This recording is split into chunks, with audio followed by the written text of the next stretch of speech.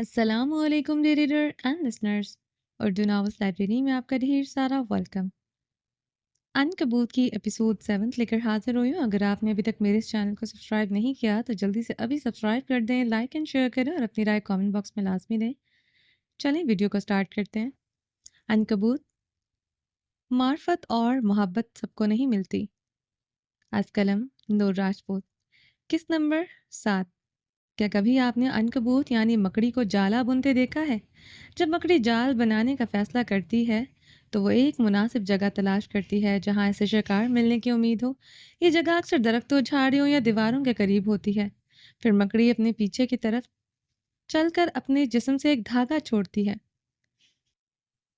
یہ دھاگا ہوا میں لٹک جاتا ہے اور مکڑی اسے اپنے پیروں سے پکڑ لیتی ہے تاکہ یہ مضبوطی سے جڑ جائے۔ مکڑی پھر دھاگوں کو مختلف زاویوں میں کھینچ کر جال کی شکل دیتی ہے۔ یہ دھاگے مختلف شکلوں میں ہوتے ہیں جیسے کہ دائرے یا مسلط، اور انہیں ایک دوسرے کے ساتھ جوڑ کر ایک مضبوط جال بنایا جاتا ہے۔ مکڑی اپنے جال کو مضبوط بنانے کے لیے مختلف دھاگوں کا استعمال کرتی ہے۔ یہ دھاگے خاص پروٹین سے بنے ہوتے ہیں جو انہیں لچکدار اور مضبوط بناتے ہیں۔ مکڑی اپنی جال کی دیکھ بھال بھی کرتی ہے۔ اگر کوئی دھاگا ٹوٹ جائے یا جال خراب ہو جائے تو اسے دوبارہ بناتی ہے، اور پھر جب جالا بن لیا جاتا ہے تب وہ شکار کا انتظار کرتی ہے۔ جب کوئی کیڑا جال میں پھنس جاتا ہے تو مکڑی فوراً حرکت میں آتی ہے اور شکار کو پکڑ لیتی ہے۔ کیا آپ نے اس سے بہترین شکاری دیکھا ہے جو شکار کے لیے پورا گھر بنائے، اتنی محنت کرے، اتنا بڑا جال بچھائے؟ نہیں؟ اگر نہیں تو آپ یقیناً اس کہانی میں دیکھنے والے ہیں۔ ہم چلتے ہیں اپنی کہانی کی طرف جہاں فجر مراج، وہ نام جس میں کوئی جھکا ہوا حرف نہیں، سارے کھڑے حرف سریے کی طرح اکھڑے ہوئے۔ جھکنا نام میں نہیں تھا، پر ذات میں کہاں سے آتا؟ وہ خوخار نظریں لیے صفدر کو گھور رہی تھی۔ پروجیکٹ روم میں وہ سرخ متورم چہرہ لیے کھڑی تھی، گردن کی سانسیں پھولی ہوئی، شعلے اگلتی آنکھیں اور بگڑے تاثرات۔ اس کا بس نہیں چل رہا تھا وہ صفدر کو کچا چبا جائے۔ یہ کیا بکواس ہے؟ موسم گرما کا آغاز تھا اور مئی میں ہی شدید گرمی شروع ہو چکی تھی۔ روم میں اس وقت چند اسٹوڈنٹس تھے جو اپنے اپنے پروجیکٹس پر کام کر رہے تھے۔ ہلکے زرد رنگ کا کارڈ سوٹ پہنے، ہم رنگ سکارف گردن میں دونوں جانب سے آگے لٹکائے، وہ صفدر کو گھورتی ڈائن لگ رہی تھی۔ بال جوڑے میں قید تھے جن میں پینسل لٹکا رکھی تھی۔ جوڑے سے نکلی لٹیں چہرے کے دونوں جانب جھول رہی تھی اور سر پر اینک جمی تھی۔ کمرے میں چلتا اے سی گرمی کی شدت کو کم کرنے کی پوری کوشش کر رہا تھا۔ کھڑکیوں کے آگے پردے نہیں تھے، نیلے شیشوں کو کاٹتے دھوپ اندر گھسنے کی کوشش کیے جا رہی تھی۔ مٹیریل ہے اور کیا؟ صفدر نے دھڑکتے دل پر قابو پایا تھا۔ فجر نے جو کپڑا لانے کا کہا تھا، صفدر اس سے کئی درجے برا مٹیریل لایا تھا۔ وہ ہاتھ میں سفید کھردرا سا کپڑا تھامے کھڑی تھی۔ تیوری بری طرح چڑھی ہوئی تھی اور صفدر جانتا تھا بم ضرور پھٹے گا۔ یہ مٹیریل ہے؟ یہ گھٹیا کپڑا؟ کپڑے کا بیگ اٹھا کر اس نے صفدر کو دے مارا۔ وہ بدک کر پیچھے ہٹا۔ کیا ہو گیا ہے فجر؟ کپڑا ہی چاہیے تھا نا، میں لے آیا ہوں، جیسا بھی ملا۔ اس میں پارا ہائی کرنے والی کیا بات ہے؟ کئی اسٹوڈنٹس نے کانفرنس جیسے اس پروجیکٹ روم میں گردنیں موڑ کر تو کئی نے سر اٹھا کر انہیں دیکھا۔ صفدر کے لیے یہ صرف پروجیکٹ تھا، اسے پاس ہونا تھا، ڈگری لینی تھی اور بس، جبکہ فجر کے لیے وہ خواب تھا جسے وہ زخمی انگلیوں سے بن رہی تھی۔ لہو لہان آنکھوں سے وہ اس خواب کو سینت رہی تھی۔ کئی دنوں کی انتھک محنت کے بعد اس نے صفدر کے ذمہ صرف ایک کام لگایا تھا، اعلیٰ معیار کا وہ کپڑا لانا جو اتنی آسانی سے نہیں ملتا تھا۔ پارا ہائی؟ سیریسلی؟ فجر نے جھلا کر ماتھا مسلا۔ وہ غصے میں بلا لگ رہی تھی، ایسی بلا جو صفدر کو سالم نگل جاتی۔ یہ ایک پروجیکٹ ہے، اس حواسوں پر کیوں سوار کر رہی ہو؟ وہ ایک قدم آگے آیا، کارگو پینٹ پر گولے والی ٹی شرٹ پہنے، پیروں میں سنیکرز اڑسے، بالوں کو سلیقے سے جمائے، کہیں سے نہیں لگ رہا تھا وہ مارکیٹ خوار ہو کر آیا ہے، بلکہ یوں لگ رہا تھا نقشہ سا تیار ہو کر گھر سے سیدھا یونیورسٹی آیا تھا۔ یہ ایک پروجیکٹ نہیں ہے۔ وہ ماتھے سے ہاتھ اٹھاتی بپری شیرنی کی طرح چلائی، چہرہ مزید سرخ پڑ گیا۔ اب کے باقی اسٹوڈنٹس نے اپنا کام روک کر اسے دیکھا۔ وہ غصے کی تیز تھی، سب جانتے تھے، پر وہ جلدی غصہ نہیں ہوتی تھی، اسے ٹریگر کرنا مشکل تھا۔ تمہارے لیے ایک پروجیکٹ ہوگا، میرے لیے یہ میرا پہلا خواب ہے جسے میں بننے جا رہی ہوں۔ میں پاگل ہوں؟ تمہیں کیا لگتا ہے دن رات کام کر رہی ہوں صرف مارکس کے لیے؟ اس کی آواز تیز تھی، ایک کام، صرف ایک کام، تم سے صرف ایک کام نہیں ہوا، تم ایک کام چور آدمی ہو، وہ جلا رہی تھی۔ غصے پر قابو پانے کی کوشش کر رہی تھی پر یہ مشکل تھا۔ اس کے سامنے رکھے بڑے سے میز پر کئی طرح کے رنگ کے، کئی طرح کے موتی اور کافی سامان رکھا تھا۔ جو تم کپڑا مانگ رہی ہو وہ عام مارکیٹس میں نہیں ملتا، اچھا خاصا مہنگا کپڑا۔ اس کی بات بیچ میں ہی رہ گئی۔ فجر نے ایک جھٹکے سے بیگ کی زپ کھولی۔ بیگ میں کیش کی صورت پیسے تھے، ہزاروں میں۔ اس نے آج ہی 1 لاکھ نکلوایا تھا، اس کی سیلری آ گئی تھی۔ اگلے ہی لمحے اس نے پیسے نکالتے صفدر کے منہ پر مارے۔ یہ بہت اچانک ہوا تھا، اتنا کہ صفدر کو سمجھنے کا موقع بھی نہیں ملا۔ وہ ساکت رہ گیا، چہرے کا رنگ فک ہوا۔ کتنے پیسے چاہیے تمہیں؟ یہ لو، یہ بھی لے لو، 1 لاکھ میں کپڑا آ جائے گا نا؟ وہ ہذیانی انداز میں پیسے نکال کر اس کی جانب پھینک رہی تھی۔ دوسرے لفظوں میں کہنا مناسب ہوگا کہ اس کے منہ پر مار رہی تھی، جبکہ صفدر نے تو خواب میں بھی نہیں سوچا تھا فجر کا رد عمل اتنا شدید ہوگا۔ تمہیں کیا لگا تھا پروجیکٹ پر لگنے والے پیسے صرف تمہارے ہوں گے؟ میں اپنی سیلری کا انتظار کر رہی تھی، لیکن مجھے نہیں پتا تھا تم۔ اس نے ضبط سے جبڑے بھینچ لیے۔ سارے اسٹوڈنٹس کے پروجیکٹس مکمل ہونے والے تھے، وہ سب سے پیچھے تھے اور فجر معراج کو پیچھے رہ جانے کے سے خوف آتا تھا۔ ایسی بات نہیں ہے فجر، دراصل رئیس ٹیکسٹائل کے علاوہ وہ کپڑا کہیں اور سے نہیں مل سکتا، اور مصالحتی انداز میں آگے بڑھا، خشک لبوں پر زبان پھیری۔ وہی رئیس ٹیکسٹائل جس کے تمہارے خاندان سے مراسم ہے؟ صرف ایک فون کال، صرف ایک فون کال۔ اس نے ہاتھ اوپر اٹھایا، انگوٹھے اور پہلی انگلی جوڑ کر کہا۔ چہرے پر ابھی تک بے یقینی تھی۔ گلا رند گیا، صفدر کی نااہلی پر رونا آ رہا تھا۔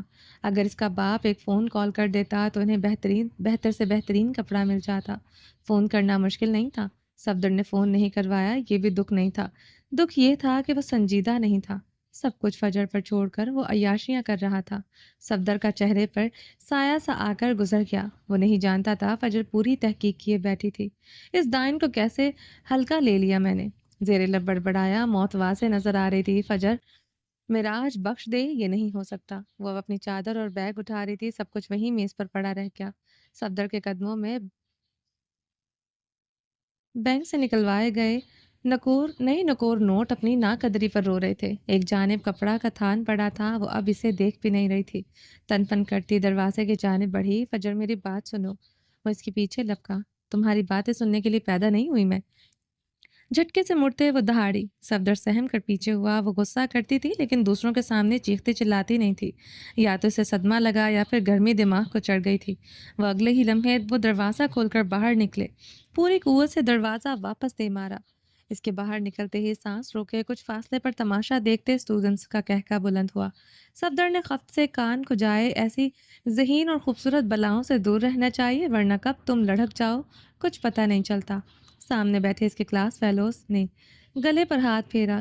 ان کا پورا گروپ موجود تھا، وہ اپنے میز پر سامان پھیلائے بیٹھے تھے۔ تمہیں پروجیکٹ کے لیے فجر ہی پارٹنر ملی تھی؟ چھوٹی بالوں والی لڑکی نحوست سے بولی۔ وہ خاموشی سے سنے گیا، بولا کچھ نہیں پر اپنے میز کی جانب واپس آیا اور اب نیچے بکھرے پیسے اٹھا رہا تھا۔ پیسے وہ یوں اچھال کر گئی تھی جیسے تم کوئی ناچنے گانے والے ہو۔ وہ اس کا خط اٹھا رہے تھے۔ صفدر کا چہرہ سرخ پڑا۔ ویسے تمہیں نرگسی آدمی کہتی ہے، کہیں تم انف۔ وہ جھٹکے سے اٹھا۔ بکواس بند کرو اپنی۔ مارے ضبط کے چہرہ سرخ پڑ گیا، حد تک وہ شرمندگی نے آن گھیرا۔ فجر نے کسی کے سامنے اسے کبھی نرگسی آدمی نہیں پکارا تھا، اور اس کا نرگسی آدمی کہنا برا بھی نہیں لگتا تھا۔ یہ بات باہر کیسے نکلی؟ خون کھول اٹھا۔ ہم تو وہی کہہ رہے ہیں جو سچ ہے۔ دیکھ لینا اس غرور کے ساتھ وہ منہ کے بل گرے گی اور تمہیں بھی گرائے گی۔ تم لوگ سب سے پیچھے ہو، فیل ہونے کے لیے تیار ہو جاؤ۔ لڑکیاں اس سے خار کھاتی تھیں، وہ لڑکیاں جن کے پاس سب کچھ تھا، اگر نہیں تھا تو صاف گوئی جو فجر کے پاس تھی۔ وہ اب تیزی سے پیسے اکٹھے کر کے بیگ میں اڑس رہا تھا۔ ڈائن بیگ میں اتنا کیش لے کر گھومتی ہے؟ وہ اب بڑبڑا رہا تھا، پھر میز پر رکھا سامان سمیٹنے لگا۔ اسے اب سمجھ آیا وہ اتنا غصہ کیوں تھی۔ جب سب اسے گرانا چاہتے ہوں وہ اکیلی کھڑی ہو، اوپر سے اس کا پارٹنر اتنا لاپرواہ ہو، وہ کس گدھے کو غصے نہیں آئے گا۔ وہ پھر تو فجر معراج تھی جو غصہ ناک پر سجائے گھومتی۔ پھر وہ بیگ اٹھاتا باہر نکل آیا۔ گرم ہوا کے تپیڑوں نے اس کا استقبال کیا۔ رات دیر تک وہ دوستوں کے ساتھ آوارہ گردی کرتا رہا اور پھر دوپہر تک سویا رہا۔ یہ کپڑا بھی اس نے ملازم کو بھیج کر منگوایا تھا، اسے بھروسہ تھا فجر کر لے گی، لیکن وہ بھول گیا فجر کو پرفیکشن کا کیڑا تھا۔ اسے ہر چیز پرفیکٹ چاہیے ہوتی تھی، کہیں کوئی ملاوٹ نہیں، کہیں کوئی کھوٹ نہیں۔ وہ اب راہداری میں تیز تیز چلتا کیفے کی جانب بڑھ رہا تھا، فون کان اور کندھے کے درمیان دبائے۔ وہ کسی سے بات کر رہا تھا اور جانتا تھا فجر وہیں ملے گی، کچھ دیر بیٹھ کر خود کو پرسکون کرے گی تاکہ کسی کا قتل کرنے سے بچ سکے، اور پھر خود کپڑے کی مارکیٹس میں خوار ہو گئی۔ کیفے میں میزوں کے گرد ٹولیاں بنائے بیٹھے اسٹوڈنٹس خوش گپیوں میں مصروف نظر آ رہے تھے۔ کئی لڑکیاں اسائنمنٹ ڈسکس کر رہی تھیں تو کئی دوسری لڑکیوں کو غرضی کا ہر کوئی مصروف تھا۔ فجر اسے نسبتاً پرسکون گوشے میں بیٹھی نظر آئی، زور زور سے ٹانگ چلا رہی تھی۔ پریشانی واضح تھی، اس کے سامنے ٹھنڈے پانی کی بوتل خالی رکھی، یقیناً وہ سارا پانی غصہ بجھانے کے لیے گٹا گٹ پی گئی ہوگی۔ صفدر کئی دعائیں پڑھ کر خود پر پھونکتا اس کی جانب بڑھا اور پھر بیگ کندھے سے اتارتے میز کی دوسری جانب اس کے سامنے بیٹھ گیا۔ اس نے صفدر کو نظر نہیں دیکھا، وہ اس کی شکل فی الوقت نہیں دیکھنا چاہتی تھی۔ وہ ابھی بولنے پر تول ہی رہا تھا جب بیرا منٹ مارگریٹا کا گلاس لایا اور فجر کے سامنے رکھ دیا۔ ایک میرے لیے بھی پلیز، وہ بیرے سے کہتا فجر کے جانب متوجہ ہوا۔ آنکھیں اور چہرہ سرخ تھا۔ I'm sorry فجر، وہ صلح کر لیتا تھا، ڈانٹ ڈپٹ کھا کر، گالیاں سن کر، حرکتیں ہی ایسی تھی۔ وہ ہمیشہ سوری کر لیتا تھا۔ فجر نے جبڑے مزید کھینچ لیے۔ دیکھو یہ گلاس اٹھا کر سر میں نہ دے مارنا، میرا سر نازک ہے، پھٹ جائے گا، وہ معصومیت سے آنکھیں پٹ پٹاتے بولا۔ فجر نے گھوری سے نوازا، وہ سنجیدہ تھی، کمبخت غصہ ضبط کرنا دنیا کا سب سے مشکل کام تھا، بزدل لوگ نہیں کر سکتے۔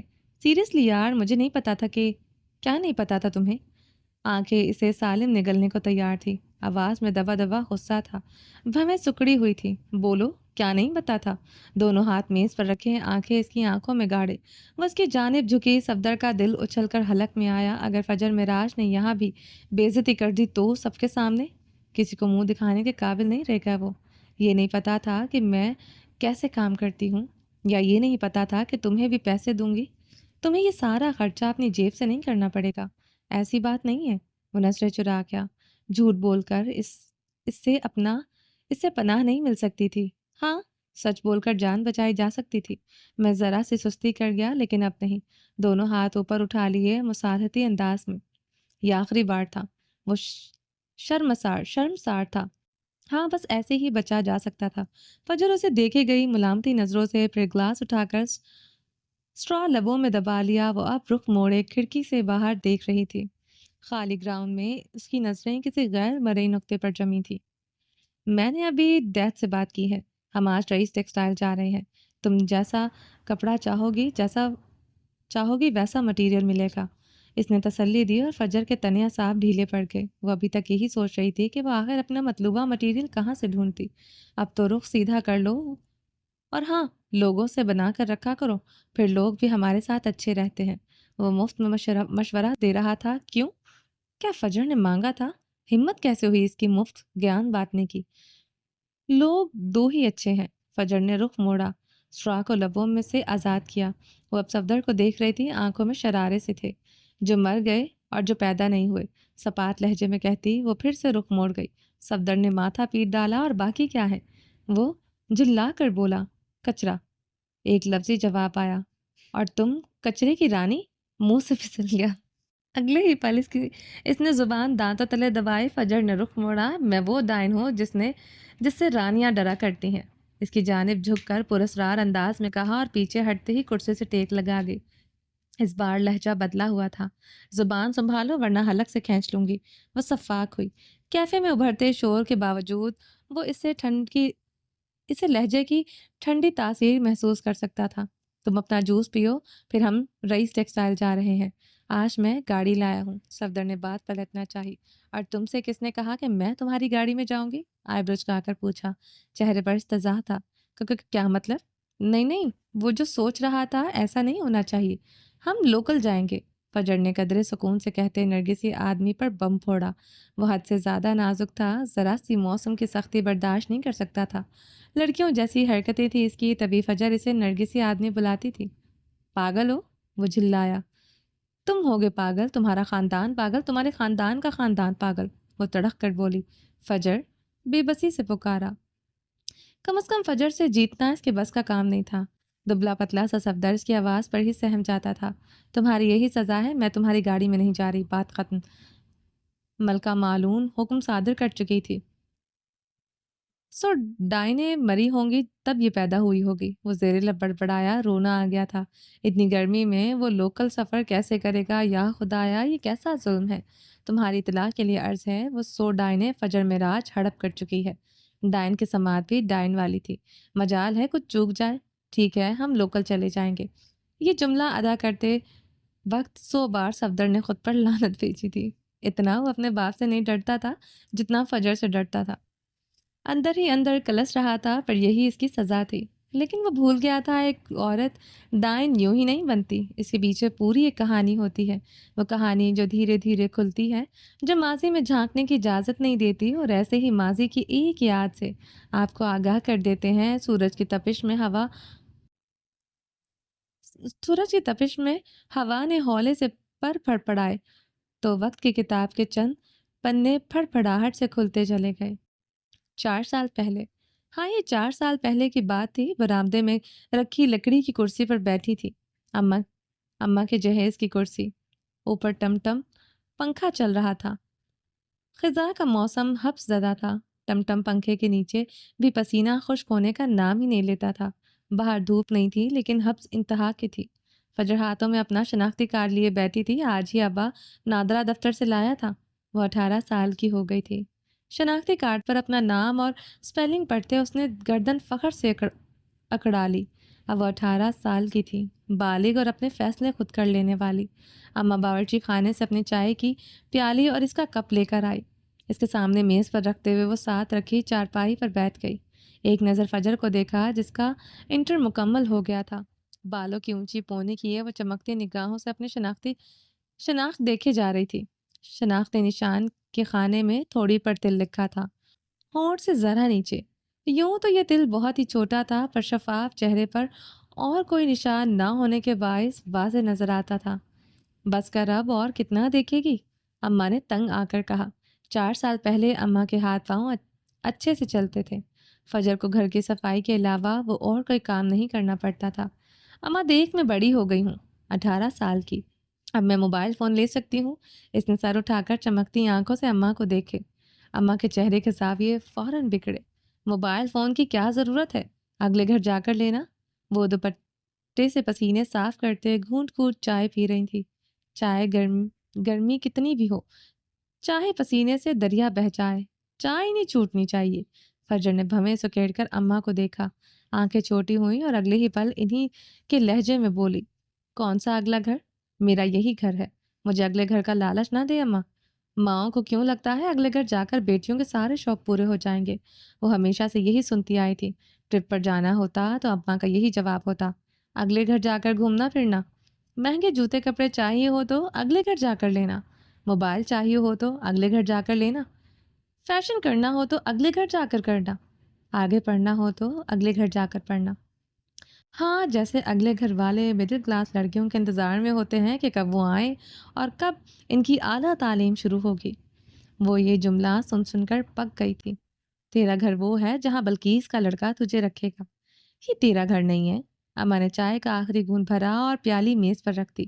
پتہ نہیں وہ اتنی گرم گرم چائے کیسے پی لیتی تھی۔ گرم چائے اماں کے معدے میں گئی تھی، پر تب فجر گئی تھی۔ اماں، وہ جبڑے بھینچے بولی، یہ بلقیس اور اس کا لڑکا آخر مر کیوں نہیں جاتے؟ اس کی 18 سالہ زندگی حرام کی ہوئی تھی۔ کیا اماں، تجھے لگتا ہے میں جھوٹ بولتی ہوں؟ دیکھ فجر، میری بات سن۔ اماں نے اس کا بازو کھینچ کر اپنے پاس چارپائی پر بٹھایا۔ فجر کے تاثرات میں ذرا بھی تبدیلی نہیں آئی۔ یہ جو تو یونیورسٹی کی رٹ لگائے رکھتی ہے نا، اسے اپنے دماغ سے نکال دے۔ بلقیس سے بات ہوئی تھی، پوچھ رہی تھی کب بارات لے کر آئے۔ اب تو تیرا شناختی کارڈ بھی بن گیا ہے، بالغ ہو گئی ہے تو۔ میں سوچ رہی ہوں اسے ہاں کر دوں، آ کر تجھے لے جائے، وہاں جا کر اپنے شوق پورے کرتی رہنا۔ اماں پگھلا سیسا انڈیلنے لگی تھی۔ فجر نے شوق کی نظریں اٹھا کر انہیں دیکھا۔ کیسی ماں تھی وہ؟ کیا وہ اکلوتی اولاد اپنے ماں باپ کر اتنا بڑا بوجھ تھی جو اسے सर से उतार कर फेंकने को बेचैन थे। तुझे चरस तरस नहीं आता अम्मा मुझ पर? खूबसूरत आंखों में पानी भरने लगा, बेयकीनी और सदमा चेहरे पर रख्म था। तेरी फिक्र है मुझे, इसीलिए कहती हूँ। झुर्रियों ज़दा हाथों ने फजर के खूबसूरत मोमी हाथ अपने हाथों में लिए। बल्कीस का लड़का तुझसे उम्र में कुछ साल बड़ा है, लेकिन वो तुझे खुश रखेगा। और फजर मजीद नहीं सुन सकती थी। झटके से हाथ छुड़ाती उठ खड़ी हुई। खुदा का खौफ नहीं आता? जाने किस बुढ़े से बांधना चाहती है मुझे। क्या लालच दिया है बल्कीस ने? कितने में किया है मेरा सौदा? वो हलक के बल चिल्लाई। गर्दन की नसें फूल गई, चेहरा सुर्ख पड़ गया और आंखों में कैद दरिया बह जाने को था। चाय मेज पर रखी रखी यूं ही ठंडी हो गई। एक मक्खी जाने कहाँ से आई और अपना चमचमाता पड़ लिए अंदर डूब गई। मक्खी ने डूबकर मरना जरूरी समझा। फजर जुबान संभाल कर बात कर। तो इसी की है, इसी की अमानत है, जितना मर्जी ऊंचा उड़ ले, तेरी डोर इसी के हाथ में रहेगी। अम्मा पर इसके चीखने चिल्लाने का कोई असर न हुआ। फजर मुठियां भींचे सिर्फ चेहरा लिए उन्हें देखे गई और फिर तन फन करती कमरे में घुस गई। दरवाजा जोर से दे मारा। वो अब रो रही थी, बेतरह चिल्ला रही थी और माँ तासुफ से बंद दरवाजे को देखे गई। कुछ रिश्ते तय होते हैं, चाहे हमारी मर्जी हो या ना हो। वो हमारे गले का तोक होते हैं, जो सदा दम घोंटते रखते हैं। और ऐसा ही एक अनचाहा रिश्ता बल्कीस और इसके लड़के का था, जो फजर महराज के गले में फंदे की मानंद अटका हुआ था। इसे सुकून से जीने नहीं देना देता था। पर क्या फजर महराज इस रिश्ते के आगे झुक जाने वाली थी? आपको क्या लगता है? रात में ही जागते हैं ये गुनाहों के घर। स्याह रात में इस पहर सुनसान सड़क पर एक सफेद पराडो धुंध को चीरती आगे बढ़ रही थी। धुंध इतनी तेज शदीद थी कि पैदल चलते शख्स को कदम बढ़ाने के लिए आंखें फाड़कर देखना पड़ता। गाड़ी की हेडलाइट्स में धुंध धुएं की मानंद फैली नजर आ रही थी, यूं जैसे पूरे शहर को गहरे कोहरे ने अपनी लपेट में लिया हो। गाड़ी के अंदर धीमे सुरों म्यूजिक बज रहा था। ड्राइविंग सीट पर मुराद अली बैठा था और साथ वाली सीट पर अजवा जमाल विराजमान थी, स्याह ड्रेस पैंट के साथ स्याह ब्लेजर पहने। बालों को ऊंचे जूड़े में मुकीद किए बाल यूं जमे थे जैसे तेल लगाकर जमाए गए हों। वो हाथ में मोबाइल पकड़े ऊंची आवाज में कुछ पढ़कर सुना रही थी। मोबाइल की नीली रोशनी इसके चेहरे पर पड़ रही थी, जिसमें इसके कदोखाल वाजे हुए। मुतनासिब नकूश और भूरी रंगत वाली अजवा जमाल अपने नाम की एक थी, बहादुर और निडर। गाड़ी में हीटर चल रहा था, जिसकी गर्माइश बाहर की ठिठुरती सर्दी को कम करने की भरपूर जद्दोजहद कर रही थी। पिछली सीट पर बैठा वो बद्दी का बादशाह एक टांग और गर्दन हिलाते अपने पसंदीदा गाने पर झूम रहा था। सफ़ेद ड्रेस पैंट पहने, बालों को नफासत से पीछे जमाए वो सीधा किसी तकरीब से आ रहा था। चेहरे पर दाढ़ी थी और कनपटी के करीब चंद बाल हल्के सुरमई थे, लेकिन सर के बाल स्याह थे। उसकी जिस्मानी सेहत और इसके चेहरे को देखते हुए उसकी उम्र का अंदाज़ा लगाना काफ़ी मुश्किल था, क्योंकि वो चंद सुरमई बाल देखने वाले को कशमकश में डाल देते थे। यह है गुमराहों का रास्ता। गाड़ी जूं की आवाज स्ट्रीट पोल के नीचे से गुजरी। स्ट्रीट पोल की रोशनी में सड़क पर गिरे पत्ते उछलकर वाजे हुए। इससे पहले वो नीचे गिरते पीछे दूसरी गाड़ी इसी रफ्तार से गुजरी। पत्ते फिर से उछले और लहराते हुए नीचे जा गिरे। गाड़ियां गुजर गईं और एक बार फिर से स्ट्रीट पोल के नीचे खामोशी छा गई। झींगों की आवाज आती सुनाई दी। मुस्कानें झूठी हैं, पहचानें झूठी हैं। वो अब साथ साथ गुनगुना रहा था, बॉस ये सुने। अजवा की आवाज उभरी और मुराद अली ने हाथ बढ़ाकर म्यूजिक धीमा कर दिया। मिस्टर औरंगजेब भी अभी सिर्फ 19 साल की हूँ। क्या चाहते हैं आप? मैं अपनी एज फेलोज को ना देखूं? उनको देखूंगी भी तो कैसे? मेरे चारों जानिब सिर्फ आप हैं। इसका नया शूट वायरल हुआ था और लड़कियां धड़ाधड़ कमेंट्स कर रही थी। सिर्फ लड़कियां ही नहीं, इसकी शख्सियत से लड़के भी मुतासिर थे। सर प्लीज अपनी फिटनेस का राज बताएं, एक लड़के की दरख्वास्त थी। अजवा ने अंगूठे की मदद से कमेंट्स ऊपर की जानिब स्वाइप किए। सर क्या आप एक 22 साल लड़की से शादी करेंगे? मैं मुस्तकबिल की डॉक्टर हूँ। अजवा ने पढ़ते हुए मुस्कुराने की कोशिश की, पर नहीं मुस्कुरा पाई। वो अपने बॉस को नहीं बल्कि खुद को नॉर्मल रखने की कोशिश कर रही थी, क्योंकि वो जानती थी ये गुमराहों का रास्ता वो जो करने जा रहे थे वो पहली बार नहीं था। पर हर बार वो ऐसे ही अपना और अपने बॉस का जहन भटकाने की भरपूर कोशिश करती थी, यूं जैसे ये सब नॉर्मल हो। पीछे बैठे शख्स की आंखों में बेपनाह चमक थी اور چہرے پر مسکراہٹ پر وہ جوش تھا۔ اب وہ سیٹ سے کمر ٹکا کر بیٹھا تھا، ایک ٹانگ آدھے آگے والے دونوں سیٹوں کے درمیان تھی۔ ٹخنوں سے اوپر تک آتی پینٹ اور چمچماتے جوتے وہ پاؤں ہلا رہا تھا۔ سینے پر دونوں بازو جمائے اس نے ونڈ اسکرین کے پار دیکھنے کی کوشش کی، پر ہیڈ لائٹس میں اٹھتے ذروں کے علاوہ کچھ نہیں آیا تھا۔ اس لڑکی کو رپلائی کرو اور کہو کہ ڈاکٹر بن جاؤ، پھر میں سوچوں گا۔ مہربان سی مسکراہٹ چہرے پر سجا کر حکم دیا گیا۔ باس، سیریسلی؟ ازوا نے خفگی سے چہرہ موڑ کر دیکھا۔ آپ کا ایک رپلائی جو آپ مجھ سے کرواتے ہیں، جانتے ہیں وہ کتنے دن مختلف اکاؤنٹس پر گھومتا رہتا ہے؟ وہ سنجیدہ تھی جبکہ اس کا باس بالکل بھی نہیں تھا۔ بازو سینے پر جمائے وہ فرصت سے بیٹھا تھا۔ ازوا کی بات پر اس نے کندھے اچکائے اور ازوا نے تعصب سے گردن ہلاتے اپنی لمبی انگلیوں سے رپلائی ٹائپ کیا۔ وہ اب سیدھی ہو چکی تھی۔ رپلائی کرنے کی دیر تھی، موبائل نوٹیفیکیشن بج اٹھا۔ تم بتاؤ ازوا، تمہیں کیسے لگا یہ شوٹ؟ وہ شرارتی سے مسکان لیے سے دیکھ رہا تھا۔ بہت ساری دنیا آپ کی تعریف کر رہی ہے، مجھے بھی کرنی ہوگی۔ وہ اب اسکرین پر چلتی ویڈیو دیکھتے بولی۔ اسکرین پر وہی تھا، بھورے رنگ کا اوور کوٹ پہنے اور کافی کا گلاس پکڑے وہ ایک پرانی عمارت کی دیوار سے ٹیک لگائے کھڑا تھا، اور پھر وہ چل پڑا۔ سیاہ اینک آنکھوں پر جمی تھی، کیمرہ نے اسے سر سے پاؤں تک کیش کیا۔ گاڑی مرکزی شاہراہ سے ایک چھوٹی سڑک پر اتر آئی تھی۔ اگر تم میری تعریف کرو گی تو کیا تمہارا کیا چلا جائے گا ازوا؟ اسے ازوا کو ازوا کہنا پسند تھا۔ چہرے پر خوبصورت مسکان سجائے خفگی سے پوچھا گیا۔ نرم سے مسکراہٹ وہ اس کے جواب کا منتظر تھا، پر اس سے پہلے ازوا جواب دیتی گاڑی ایک جھٹکے سے رکی اور اس کے پیچھے دوسری ہی گاڑی بھی آ کر رک گئی۔ رات کے اس پہر گاڑی کے سامنے کھڑی عمارت ایک کھنڈر سے کم نہیں تھی۔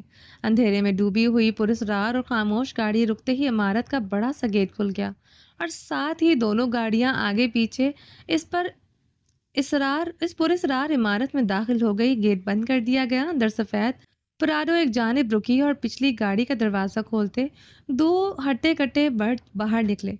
وہ تیزی سے بھاگتے ہوئے آئے۔ ایک نے سفید پراڈو کا پچھلا دروازہ کھولا تو دوسرے نے اگلی جانب کا۔ پہلے ازوا باہر نکلی اور پھر پچھلی سیٹ پر بیٹھے اس شخص کا چمچماتا جوتا نظر آیا۔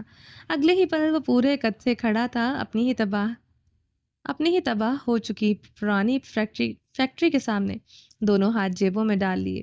ٹھنڈی ہوا ہڈیوں تک گھس گئی تھی لیکن وہ ذرا بھی نہیں ہلا۔ گردن اٹھا کر کھنڈر عمارت کو دیکھا۔ ازوا، اگر تم شوٹ والا کوٹ لے آتی تو اس پہر میں مجھے ٹھنڈ نہ لگتی۔ وہ شخص بولتے وقت ہنس مکھ لگ رہا تھا، مہربان سا، جبکہ ساتھ کھڑی ازوا کے چہرے پر گہری سنجیدگی تھی۔ اس نے ایک نظر موبائل دیکھا، رات کا 1 بج رہا تھا، ہمیں جلدی نکلنا ہوگا۔ اس نے سرگوشی کی تو اگلے ہی پل ہنسمکھ شخص کے چہرے کے تاثرات مکمل طور پر بدل گئے۔ چلو پھر کھیل ختم کرتے ہیں۔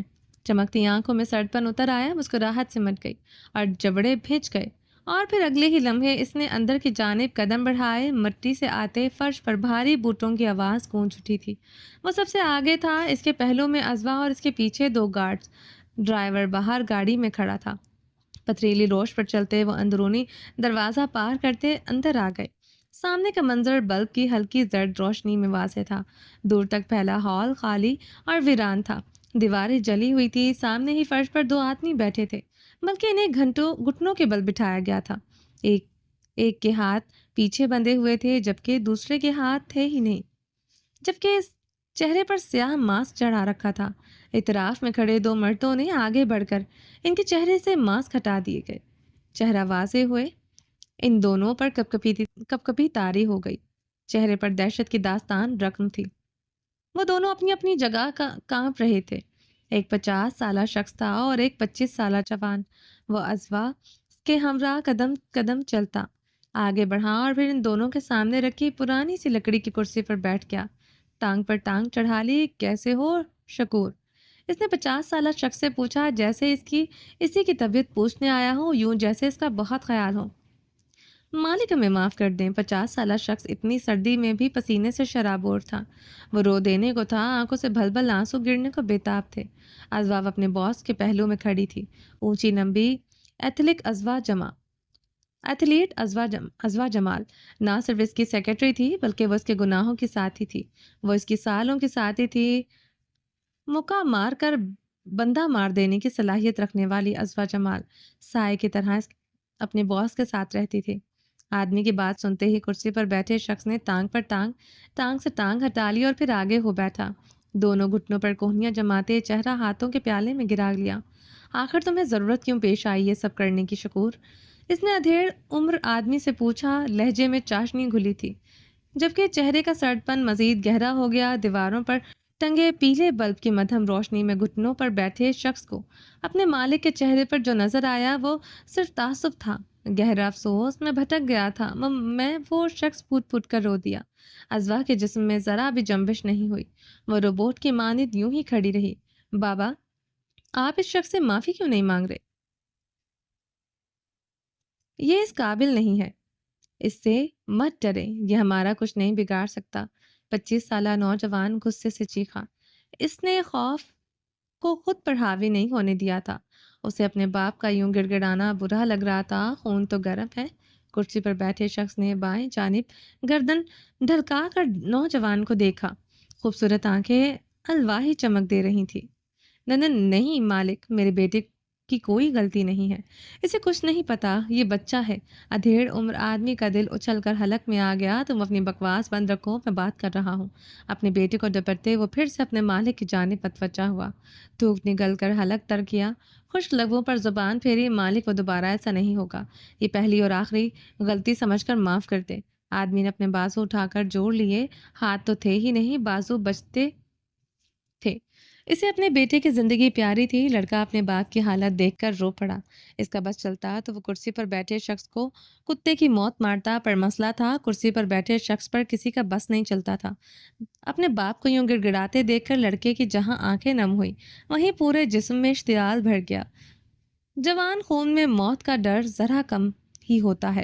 یہ دراصل پچھلے سال کی بات تھی۔ رئیس ٹیکسٹائل میں ایک حادثہ ہوا تھا۔ کام کے دوران ایک مشینری خرابی کی وجہ سے شکور نامی شخص اپنے دونوں ہاتھ کٹوا بیٹھا تھا۔ رئیس ٹیکسٹائل کے لیے یہ بات چھوٹی نہیں تھی، بلکہ میڈیا اور ان کے حریفوں کو موقع مل گیا تھا بات کرنے کا۔ ایسے میں ازوا نے اچھے خاصے پیسے دے کر شکور کا بیان بدلوا دیا۔ صحت اور حفاظت کے عہد کے مطابق شکور نے احتیاطی تدابیر نہیں اپنائی، جن کی وجہ سے وہ اپنے ہاتھ کٹوا بیٹھا۔ مشینری خراب ہوئی تھی، یہ بات چھپا لی گئی۔ جو ملازم جانتے تھے وہ بھی خاموش ہو گئے، پر سال بعد اچانک شکور بیان دے دیا کہ روز مشینری کی خرابی کی وجہ سے اس کے ہاتھ کٹے تھے۔ اس کا ذاتی کوئی قصور نہیں تھا، اور اس بیان نے ایک بار پھر سے رئیس ٹیکسٹائل کو توپوں کے سامنے کر دیا۔ اور یہ بیان دینے پر شکور کے بیٹے نے باپ کو راضی کیا تھا تاکہ سچ سامنے لایا جا سکے، اور وہ دونوں نہیں جانتے تھے کہ شکور کے بیٹے کو جو یہ سب کرنے پر اکسا رہے تھے وہ اس کے دوست ضرور تھے، پر وہ رئیس ٹیکسٹائل کے دشمن تھے۔ دونوں باپ بیٹوں کو استعمال کیا گیا، پر اس بات سے کرسی پر بیٹھے اس بدی کے بادشاہ کو کوئی فرق نہیں پڑتا تھا۔ تمہارے ہاتھ کٹنے پر رئیس ٹیکسٹائل نے تمہیں اتنا پیسہ دیا جتنا تم اپنے دونوں ہاتھوں کے سلامت ہوتے پوری زندگی بھی نہیں کما پاتے، پر یہ بیان دینے کی تکلیف کیوں اٹھائی؟ ہاتھوں کے پیالے سے چہرہ اٹھاتے شخص کی آنکھوں میں اب تنفر تھا۔ خوبصورت چہرہ یک بھیانک ہو گیا، آنکھوں میں خون اتر آیا۔ وہ شخص اپنی عزت پر اپنے نام پر ایک حرف برداشت نہیں کر سکتا تھا۔ اسے برداشت نہیں تھا اس کے نام کو اچھالے۔ مجھے معاف کر دو مالک، مجھ سے غلطی ہو گئی۔ وہ اب گڑ گڑانے لگا، اور پھر کیا ہوگا؟ اس نے واپس کرسی سے ٹیک لگاتے اپنا ہاتھ ازوا کے سامنے پھیلایا۔ ازوا نے کمر کے پیچھے ہاتھ لے جا کر بلیزرز کے نیچے سے گن نکال کر اس کے ہاتھ پر رکھ دی، سیاہ رنگ کی مہنگی گن۔ شکور کی آنکھیں پھٹ کر باہر آ گئی تھی، سکتہ پورے جسم پر طاری ہوا۔ نہیں مالک، آپ جو کہیں گے ویسا ہی ہوگا۔ موت کے خوف سے اس کی کھگی بند ہو گئی تھی، اور اگلے ہی لمحے وہ کرسی پر بیٹھے شخص کے پیروں میں گر گیا۔ موت کا خوف بہت برا ہوتا ہے، اس خوف کا مقابلہ دنیا کا کوئی خوف نہیں کر سکتا۔ لڑکا بھی خوف زدہ تھا، پر اپنے باپ کو یوں ذلیل ہوتے دیکھنا تکلیف دہ تھا۔ بابا، اس نے گلے میں اٹکے آنسوؤں کا گلا گھونٹتے اپنے باپ کو پکارا، جبکہ بدی کے بادشاہ نے گن کا ہیمر آگے پیچھے کیا۔ گن لوڈ تھی۔ کرسی کے اوپر چھت میں کونے پر لگاتار عنکبوت چمکنے لگا۔ عنکبوت اپنی سلطنت میں دھیرے دھیرے اود آیا۔ وہ اپنی ٹانگیں پھیلائے نیچے کا منظر دیکھ رہا تھا۔ اس کی آنکھوں سے عجیب سی روشنیاں پھوٹ رہی تھیں۔ اس نے اپنے جالے کو چھوڑتے نیچے چھلانگ لگائی اور اب بدی کے بادشاہ کے سر کے عین اوپر لپک رہا تھا۔ شکور کے بیٹے نے ایک نظر اس چمکتے جالے کو دیکھا جس پر عنکبوت پھسل رہا تھا۔ کاش وہ عنکبوت بدی کے بادشاہ کو کاٹ لیتا، کاش بدی کا بادشاہ ایک زہریلے عنکبوت کے کاٹنے سے مر جاتا۔ ایسا مت کرے، اس ذلیل شخص، اس کے باقی کے الفاظ منہ میں ہی رہ گئی۔ بدی کے بادشاہ نے بازو لمبا کر کے ٹریگر دبا دیا۔ گولی لڑکے کے کشادہ پیشانی میں سوراخ کرتے گزر گئی۔ پل بھر کو ہوائیں ساکت ہوئی اور شکور کا دل بند ہوا۔ اس کی آہیں رک گئی، لڑکا پیچھے کی جانب گر گیا۔ بدی کا بادشاہ ایک جھٹکے سے اٹھ کھڑا ہوا۔ شکور تڑپ کر سیدھا ہوا اور پھر جوان بیٹے کو لہو لہان دیکھ کر مزید تڑپ اٹھا۔ مالک، اس کے لہجے میں خوف، وحشت، کرب اور نہ جانے کیا کچھ تھا۔ وہ اپنے بازوں کو ہلاتے بیٹے کو اٹھانے کی کوشش کرنے لگا پر بے سود تھا۔ ہاتھ نہیں تھے، وہ کیسے تھامتا؟ اور پھر اگلے ہی لمحے وہ اٹھ کر بدی کے بادشاہ کی جانب بڑھا، غصے سے، نفرت سے، یوں جیسے اسے مار ڈالے گا، پر ایک گولی چلی اور وہ اپنی جگہ رک گیا۔ ازوا سپاٹ تاثرات لیے کھڑی رہی۔ کچھ دیر بعد شکور بیٹے کے قریب ڈھہ گیا۔ بدی کے بادشاہ نے گن ازوا کی جانب بڑھائی اور دونوں ہاتھ پینٹ کی جیبوں میں اڑس لیے۔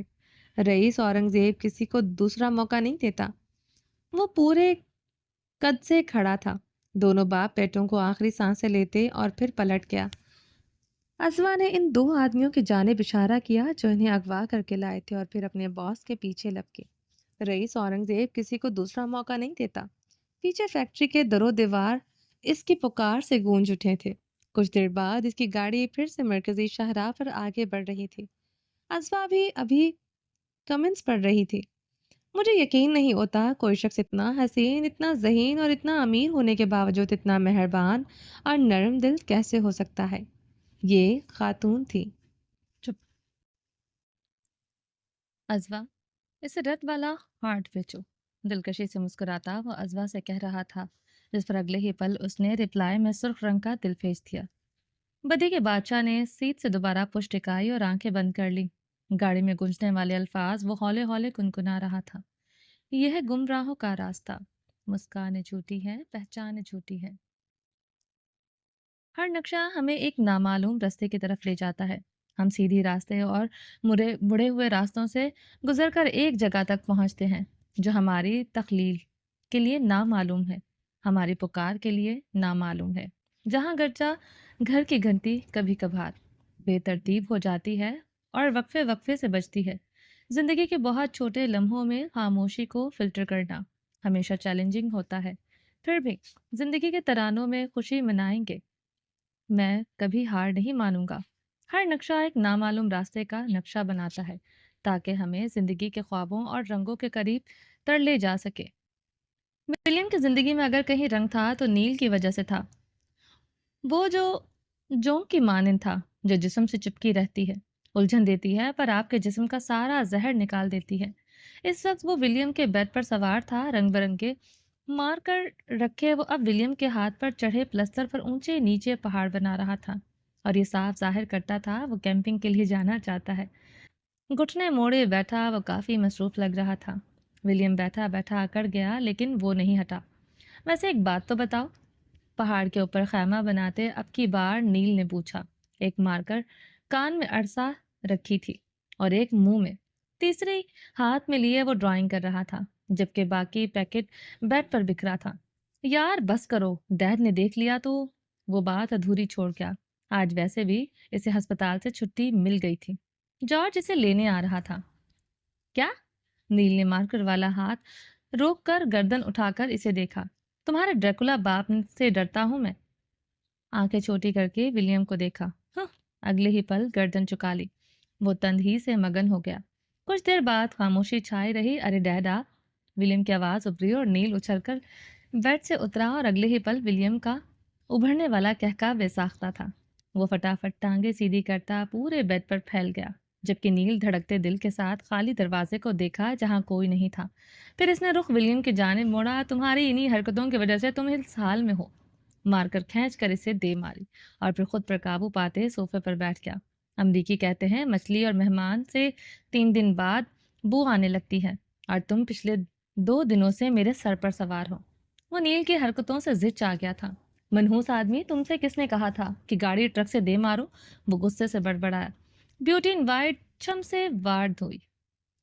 ہاں وہی تو وجہ تھی اس ایکسیڈنٹ کی۔ ولیم کے لبوں کو مسکان نے چھوا۔ نیل پیٹل کو پورے ایڈمبرا میں سے زیادہ مسٹر جوزف اور نینسی کے بھوت سے ڈر لگتا تھا، جبکہ ولیم اب بیڈ پر لیٹے مسکرا رہا تھا۔ آنکھوں میں شرارت ہی شرارت تھی، اسے نیل کے اوسان خطا کر کے خوب مزہ آتا تھا۔ نیل اب اپنا فون اٹھائے نوٹیفیکیشن دیکھ رہا تھا، پھر کچھ یاد آنے پر وہ فون واپس رکھتا ولیم کی جانب متوجہ ہوا، جو آنکھیں بند کیے سینے پر ایک بازو رکھے سونے کی کوشش میں تھا، لیکن در حقیقت اس کا ذہن کہیں اور اٹکا تھا۔ ویسے ایک بات تو بتاؤ، انداز میں تجسس تھا۔ ولیم یوں ہی لیٹا رہا۔ تم نے شادی کس سے کی ہے؟ میرا مطلب وہ لڑکی کون تھی؟ وہی جو انگیج تھی، سکون سے جواب دیا گیا۔ یہ سنتے ہی نیل کی آنکھیں پھیل گئی۔ وہی جو تمہیں اچھی لگی تھی؟ اشتیاق سے پوچھا گیا۔ ولیم نے بولا، ویسے میں نے تم سے بڑا مہان آدمی نہیں دیکھا۔ زندگی میں پہلی بار کسی لڑکی کو پسند کیا اور اگلے ہی دن اس سے شادی کر لی۔ پاؤں کدھر ہے تمہارے؟ مجھے چھونے دو۔ وہ اپنی جگہ سے اٹھتا اس کے پیروں کی جانب بڑھا۔ ہاتھ مت لگانا ورنہ اٹھا کر باہر پھینک دوں گا۔ آنکھیں کھول کر اسے تنبیہ کی۔ نیل وہیں رک گیا۔ آئے ہائے، چہرہ تو دیکھو ذرا، روشنیاں پھوٹ رہی ہیں۔ وہ واپس اپنی پٹری پر اترتے ولیم کی جانب بڑھا۔ ہاں، وہ گنتی کے چند لمحے ناراض رہ سکتا تھا۔ اس نے دونوں ہاتھوں سے ولیم کی بلائیں لے ڈالی۔ ایک پاکستانی لڑکی تو میں بھی ڈیزرو کرتا ہوں۔ وہ اب اسے تنگ کر رہا تھا۔ تمہیں نہیں پتا، پاکستانی لڑکیاں خونی بلاؤں سے کم نہیں ہیں۔ فجر کا سراپا مزید واضح ہوا۔ وہ خونخوار نظریں لیے گھور رہی تھی۔ خیر ہے، میں کسی دیو سے کم ہوں کیا؟ مستی اتر ہی نہیں رہی تھی۔ بیٹا، تجھے چیر پھاڑ کر کھا جائیں گی۔ ولیم کا انداز ایسا تھا کہ نیل کی بتی سے غائب ہو گئی۔ مستی فوراً اتر گئی۔ تو تم سے کس نے کہا تھا خونی بلا سے شادی کرو؟ نارمل لڑکی نہیں ملی تمہیں؟ وہ بد مزہ ہوتا واپس بیٹھ گیا۔ اس سے پہلے ولیم جواب دیتا دروازے پر دستک ہوئی اور دونوں نے چونک کر دیکھا۔ مسٹر جوزف اپنے ازلی حلیے میں دروازے پر براجمان تھے۔ دونوں کا دل اچھل کر حلق میں آ گیا، کہیں انہوں نے کچھ سن تو نہیں لیا۔ دونوں کے چہرے پھیکے پڑ گئے، بے ساختہ ایک دوسرے کی جانب دیکھا۔ نیل فوراً اٹھ کر کھڑا ہو گیا۔ ہائے انکل، مسکرانے کی کوشش کی پر ناکام ٹھہرا۔ گھبرا کر ولیم کو دیکھا، جس نے آنکھ سے پرسکون رہنے کا اشارہ کیا۔ ہمیں چلنا ہوگا۔ ولیم کی کلیئرنس ہو چکی تھی۔ مسٹر جوزف کہہ کر باہر نکل گئے اور ان کے جاتے ہی نیل ولیم کی طرف بڑھا۔ انہوں نے سنا تو نہیں؟ خوف ہی خوف تھا۔ سن لیا ہوتا تو تم پیروں پر کھڑے نہیں ہوتے۔ وہ بیڈ سے اتر آیا۔ نیل نے سکا سانس لیا اور پھر کچھ دیر بعد ولیم کو کپڑے تبدیل کرنے میں مدد کے بعد اس کے ساتھ کمرے سے باہر نکل آیا۔ اس کا بیگ جو ایکسیڈنٹ کے وقت گاڑی میں تھا، وہ اس وقت نیل کے کندھے پر تھا۔ سچ شکر کہ بیگ سلامت تھا اور اس کا کیمرہ بھی۔ باقی کتنا نقصان ہوا تھا یہ ابھی کچھ پتہ نہیں تھا۔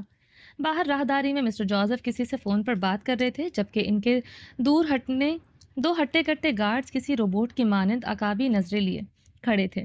ولیم کو دیکھتے ہی انہوں نے اشارے سے آگے چلنے کا کہا۔ وہ ایک گارڈ کے ساتھ آگے بڑھ گیا، ایک مسٹر جوزف کے لیے رکا رہا۔ تو بتاؤ پھر ہم کیمپنگ کے لیے کب جائیں گے؟ نیل نے ساتھ چلتے اس کے جانب سرگوشی نما انداز میں پوچھا۔ وہ جوزف پیلس نہیں جانا چاہتا تھا۔ یہ ٹوٹے ہاتھ کے ساتھ میں کیمپنگ کرتا اچھا لگوں گا۔ بازو ذرا سا اٹھایا اور پھر تکلیف کے باعث دوبارہ نیچے کر لیا۔ اس کو اتنا ہلاؤ جلاؤ مت، ورنہ ٹونڈے رہ جاؤ گے۔ یہ صحیح سے جڑے گا بھی نہیں۔ نیل نے پلٹ کر دیکھا تو اب مسٹر جوزف تیزی سے ان کی جانب بڑھتے نظر آئے۔ وہ عجلت میں تھے۔ تمہارا سامان اس بیگ میں ہے، باقی تمہارا ہینڈ کیری جارج لے گیا تھا۔ اس میں تمہارا کیمرہ ہے، سنبھال لینا۔ وہ لوگ ہسپتال سے باہر نکل آئے۔ مسٹر جوزف ان کے قریب پہنچے تو وہ دونوں خسر پسر بند ہو گئی۔ بیلا کریش ہو گئی تھی، پر سچ شکر اس کا کیمرہ سلامت تھا۔ کچھ دیر بعد وہ مسٹر جوزف کے ہمراہ ان کی گاڑی میں بیٹھ رہا تھا۔ نیل نے بیگ اس کی جھولی میں رکھ دیا اور پھر ہاتھ کے انگوٹھے اور آخری انگلی سے فون کا اشارہ کیا۔ وہ گاڑی سے ہٹ کر کھڑا ہو گیا اور پھر کچھ دیر بعد ان کی آنکھوں سے اوجھل ہو گئی۔ گیٹ کے باہر اسے چند کیمرہ مین نظر آئے۔ یہ میڈیا والے کبھی کسی کو اکیلا نہیں چھوڑتے۔ سمجھ نہیں آتا یہ ڈیفالٹ پیس خوش قسمت ہے یا بدقسمت۔ وہ اب کمر پر دونوں ہاتھ باندھے پرسوچ انداز لیے کھڑا رہا، پھر سر جھٹک کر خود بھی خارجی گیٹ کی جانب بڑھ گیا۔ جو بھی تھا وہ اس کا بیسٹ فرینڈ تھا۔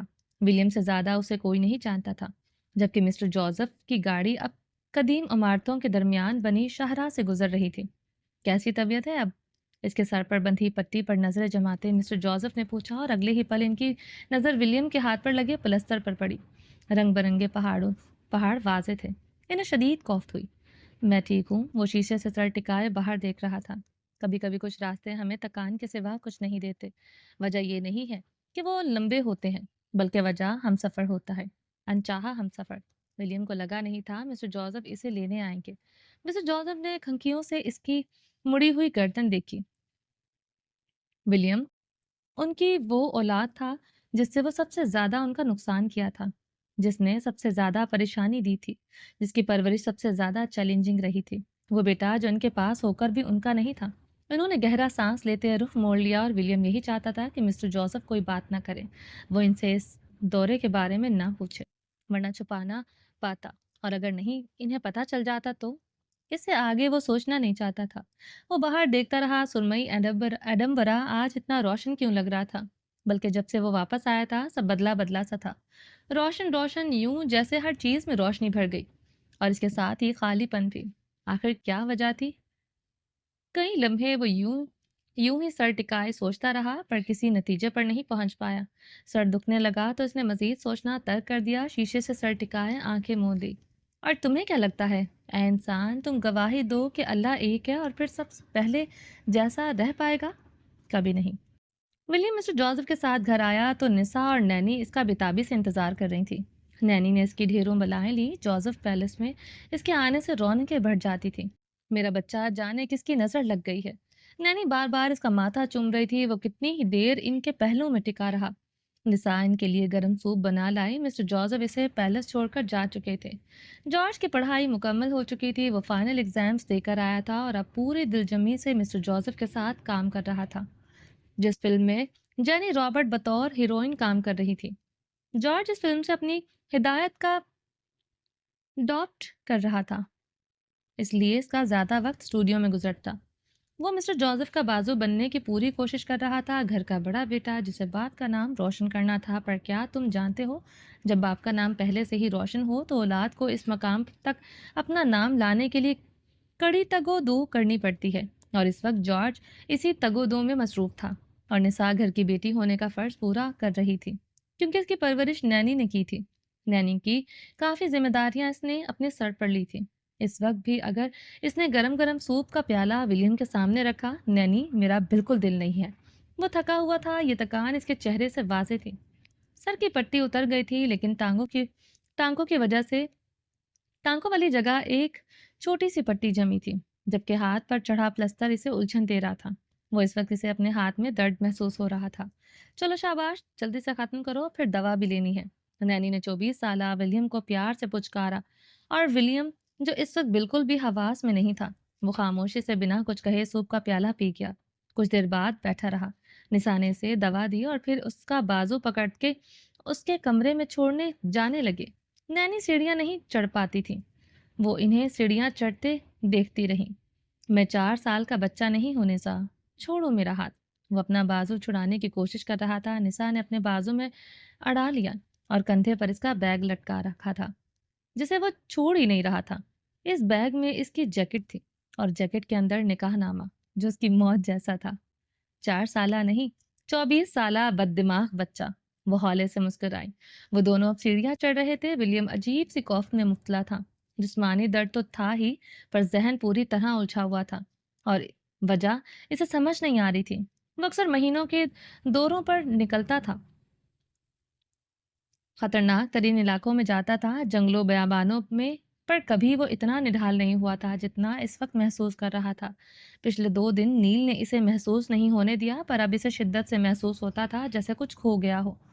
عجیب سا خالی پن اتر آیا تھا۔ نینسی کی موت کے بعد اسے جوزف پیلس اسے کبھی خوشحال نہیں لگا، پر یہ خالی پن، یہ تو جان لیوا تھا۔ ویسے کیسا رہا پاکستان کا وزٹ؟ اس کے کندھوں تک آتی سرخ بالوں والی نسا نے اس کے جانب جھکتے سرگوشی کی۔ ٹھیک تھا، وہ بس اتنا ہی کہہ پایا۔ سر بھاری ہو رہا تھا۔ سیڑھیاں چڑھنے کے بعد وہ اپنی راہداری سے گزر رہے تھے۔ بس ٹھیک؟ جان پر کھیل گئے تھے تم وہاں؟ جان پر کھیل کر تو وہ بیاہ رچا کر آیا تھا۔ یہ نسا کو کون بتاتا؟ کیا تم بتاؤ گے؟ ہاں یہ تو ہے، وہ بس اتنا ہی کہہ پایا۔